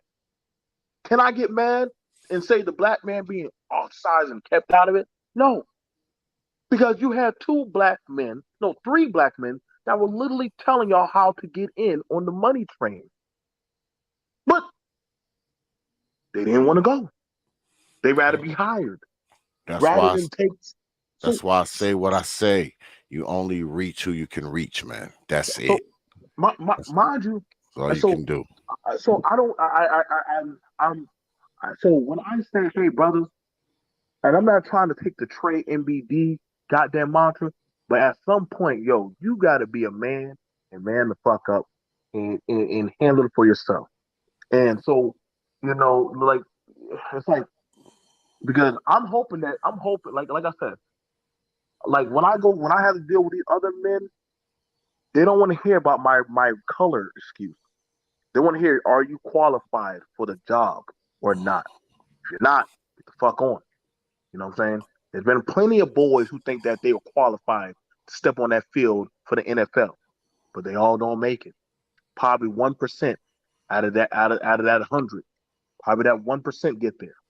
Yeah, well, only one person out of every 750,000 people make it to the NFL or the NBA or the major baseball league. So that's just a statistical fact.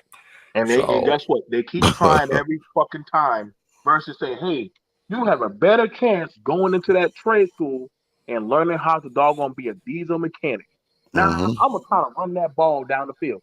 But you literally have that skill that you can go in any state in the U.S. and be worth thousands of dollars. You're more likely to be a construction worker than you are a sinner. You're more likely to have your own garage than be a point guard. You're more likely to be some type of technician as opposed to being a nose tackle. I mean, those are just the statistical facts. Like I said, only one out of about 700,000 people make it to be a professional athlete. If you got what it takes, you can do it. But trust me, you're more likely to become a cable installer than you are a big baller. But I'm about to wrap this up, man. We done I, crossed the 3-hour you want mark. I'm to gonna know wrap something? it. I'm Okay, about to before y'all wrap wrap this it, shit up. I'm gonna say this, and this is something that a white man told me that he watches the man on spare. He watches the man on spare. He said BMT. The problem is a lot of black men are trying to beat the black woman in cyberspace. It's not gonna work. Women like doing that techno shit. Men build the goddamn computer while the women type on the computer. If men focus more on being on outside of the computer and building shit and running their own shit, then you can play God. It's just like that. It's like, what's that movie where they built the baseball field? If you build it, they will come. Like, y'all gonna have to start building your own goddamn baseball fields, man. You're gonna build your own baseball field, then you can play God all you want, man. That's what I learned. When I started building these companies, I can play God every fucking day and fire and hire who I so choose. And y'all trying to do this shit with running this thing. That white man controls this computer, and that black woman, she makes the mandates to say she feel offended, along with every other coalition on here. Black men, you got the smallest voice in this bitch, so you might want to so choose. You got a better chance of opening up a garage like what X did, or starting up, or buy a few trailers and buy some acres of land like I did, and say, hey, I run that. And I can choose who I want to put in that trailer, and S can choose who he wants to hire in that garage. That's power. But that computer, somebody feels offended, welcome to cancel culture. They can shut your ass down. All they gotta say, they feel offended. Fuck that. That's what I'm saying. And that was a white man that literally told me that. I think and he told me that too. That's why the game doesn't change. But X, I respect you, brother. This was a good discussion. Shout out to King Sigma. Shout out to Little Big Nate and Nick Taylor and different brothers in the chat. You know what I'm saying? And it was a good discussion, bro. All right, my brother. Peace. Yeah, we're gonna go ahead and wrap this up. But you know what I am gonna start doing? I'm gonna start at the end of the night. I'm gonna start addressing people's comments. And I got my man, Little Big Nate comment up here, and he says, "Never use your business to affect social change. It's almost always a mistake. Business is war, not charity." You're right, my brother. I agree with you. But with me, the reason why I only hired brothers is because I've always felt like I'm more likely to give them a job than anyone else. Now, don't get me wrong. I don't hire any old person that falls in off the street, because I've turned many brothers away because they simply were not qualified to do what we need them to do.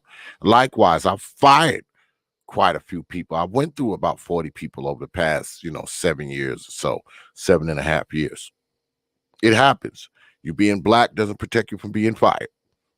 You being black doesn't give you the benefit of the doubt to be mediocre. It doesn't. Okay? It just doesn't. So, but I do agree with you, brother. I guess that's why I don't got nobody in my family working for me except my nephews. I'm a believer that the ones closest to you plunge the sword the deepest. Business and family doesn't really mix all the time. It just doesn't, because your family has a tendency to, they're entitled. We use that word a lot. They're somewhat entitled. So they think because they're your brother, they can show up late. They think because they're your brother, they can leave early. They think because they're your brother, they need to get paid more than everybody else. They think because they're your brother that they're part owner of your shit. Trust me, I've been through this crap. Because they're your brother, they're part owner of your shit. The shit that you took 6 years to build on your own, they're part of it because they're your brother. So, I stay away from that shit. But yeah, that's the comment of the night. And we'll leave it at that. God damn it. We will leave it at that comment. But yeah, man, I appreciate everybody coming out tonight, man.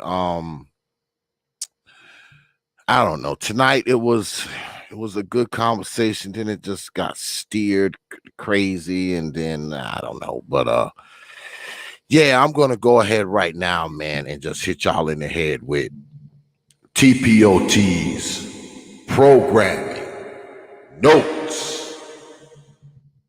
Yeah, because I got a few good shows coming up, man, and I want to hit y'all in the head with them before we get up out of here. Let me turn on my camera.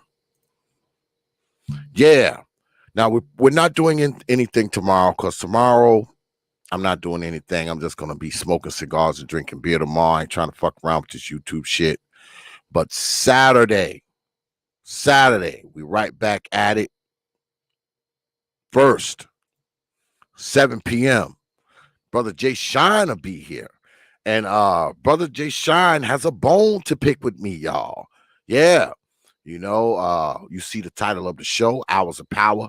Jay Shine, my problem with T.P.O.T. Yeah, he's got a real problem with me, folks. And Saturday he's gonna be here to hash it out. Yeah. So make sure you hear 7 p.m. Eastern time right here on the T.P.O.T. YouTube page. You Negroes know. Saturday is gonna be a double header, because right after Jay Shine picks his bone with me, I host For the Record TV. Yeah, they'll be in the house. Yep, they will be here. Brother Bitcoin L, Lady Topaz, and Brother Third Ward will be in the house for a Dark Exodus Live. And there's no topic. We just going to be freestyling and talking some shit and having some fun, you know, because these are my folks right here, man. These are my folks. So they'll be here on Saturday, man. 9 p.m. Eastern time, man, right here on the T.P.O.T. YouTube page. You Negroes know. Then Wednesday, 9:30 p.m., my brother will be here. Brother Corey Haywood returns to T.P.O.T. Those of you who are familiar with Brother Corey Haywood, y'all know he's a writer, an author, a blogger, a shit starter. But yeah, his claim to fame is he's got a couple books out there. He's also a freelance writer. He writes a lot for Euroreb and the Black Hat. So check him out. All you got to do is Google him. You'll find out who he is. This is my little bro right here. I've been knowing Corey Haywood, man. I've been knowing him ever since 2014. And he talks a lot of shit. He's a shit starter, man. But he'll be here, man, Wednesday, 9:30 p.m. Eastern time, right here on the T.P.O.T. YouTube page. He's going to be here talking about his new article. He has an article called A Letter to You Simp Ass Men that he just wrote in Euroweb, EUR Web.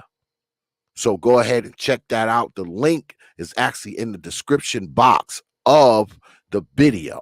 All right, go to this video where you see this thumbnail, and the link to that article is in there. So go ahead, man, and check out my little bro, man, Corey Haywood. He'll be here Wednesday night talking his shit as always. So to wrap up, my brother Corey Haywood will be here on Wednesday. And then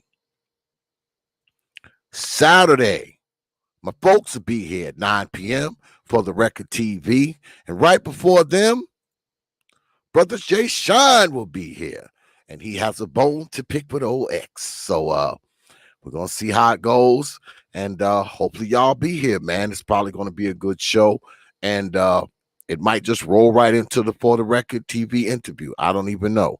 But make sure you're here, man, 7 p.m., man, Eastern time, right here on the T.P.O.T. YouTube page.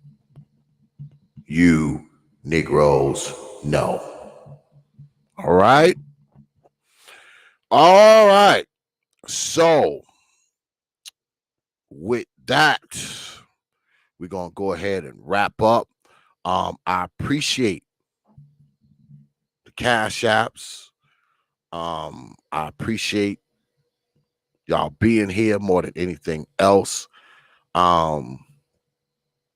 Conversation, I guess it went all right. It got a little crazy at the end, but Most importantly, man, I appreciate y'all being here, man. You good folk out there and the good folk who hang out up in here, man. You know, y'all know I don't take you lightly, man. I never have and I never will, man. You got my word on that. I think Saturday night is going to be a good show. Y'all should be here. It's probably going to be like this, just crazy. We're going to be talking about all kinds of shit. And but at 7, it's going to be serious because, like I said, Brother Jay Sean's got a bone to pick with me and shit. So, you know, we're gonna see what happens, man. You know, we're going to see what happens. But we'll wrap it up. Like I said, I appreciate all you good folks. So I will leave you. And special shout out, man, to Brother King Sigma, man, for coming through, man. I appreciate the brother's wisdom and his time. And likewise, I appreciate y'all time too. But let me leave you with 3 words. You know, like I always do. Open your mind. Dark exodus. Dark exodus.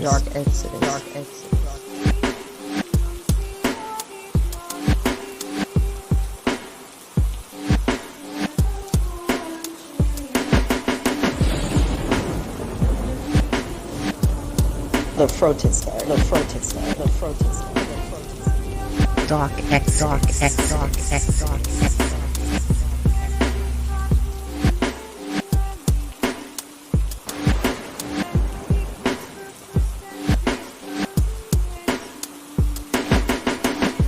Open your mind.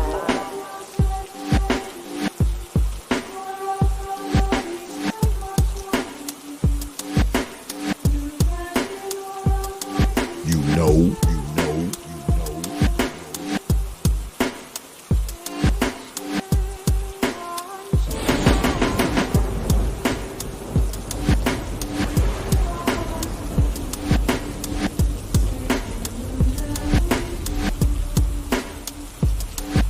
Yeah, X.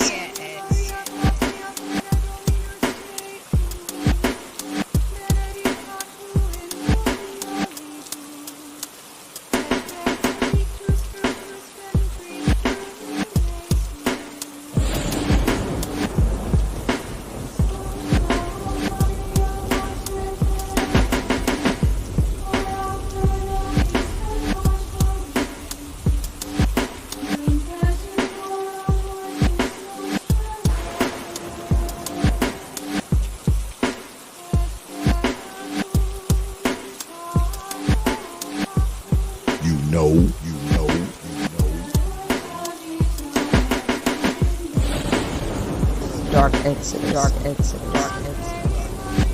You understand?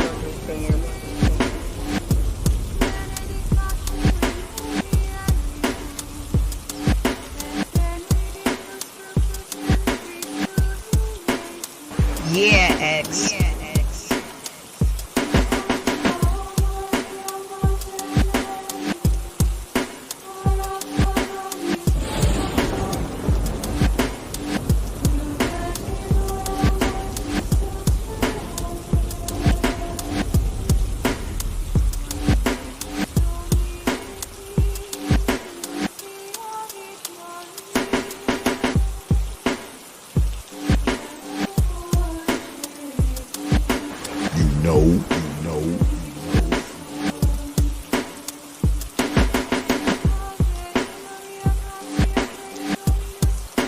You understand?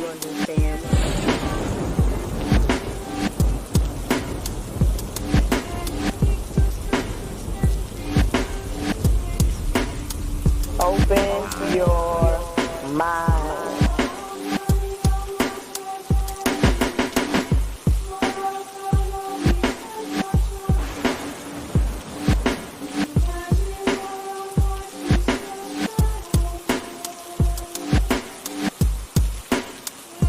Dark exodus. Yeah, X.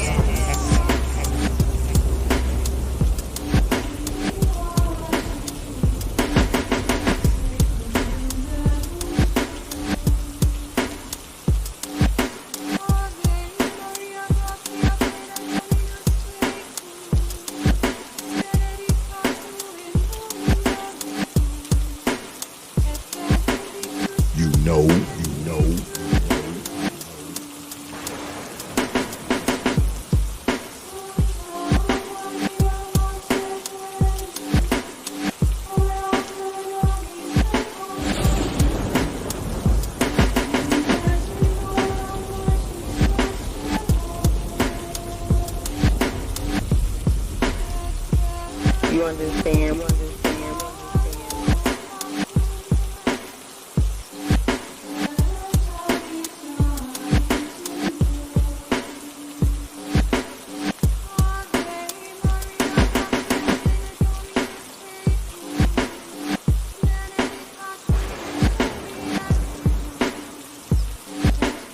Yeah, X.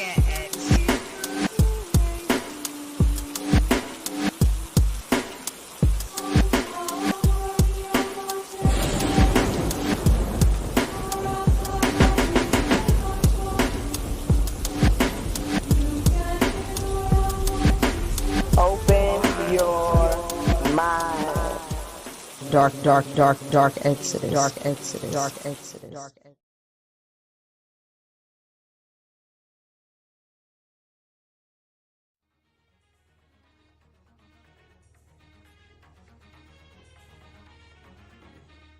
Only from T.P.O.T. Media. Open your mind.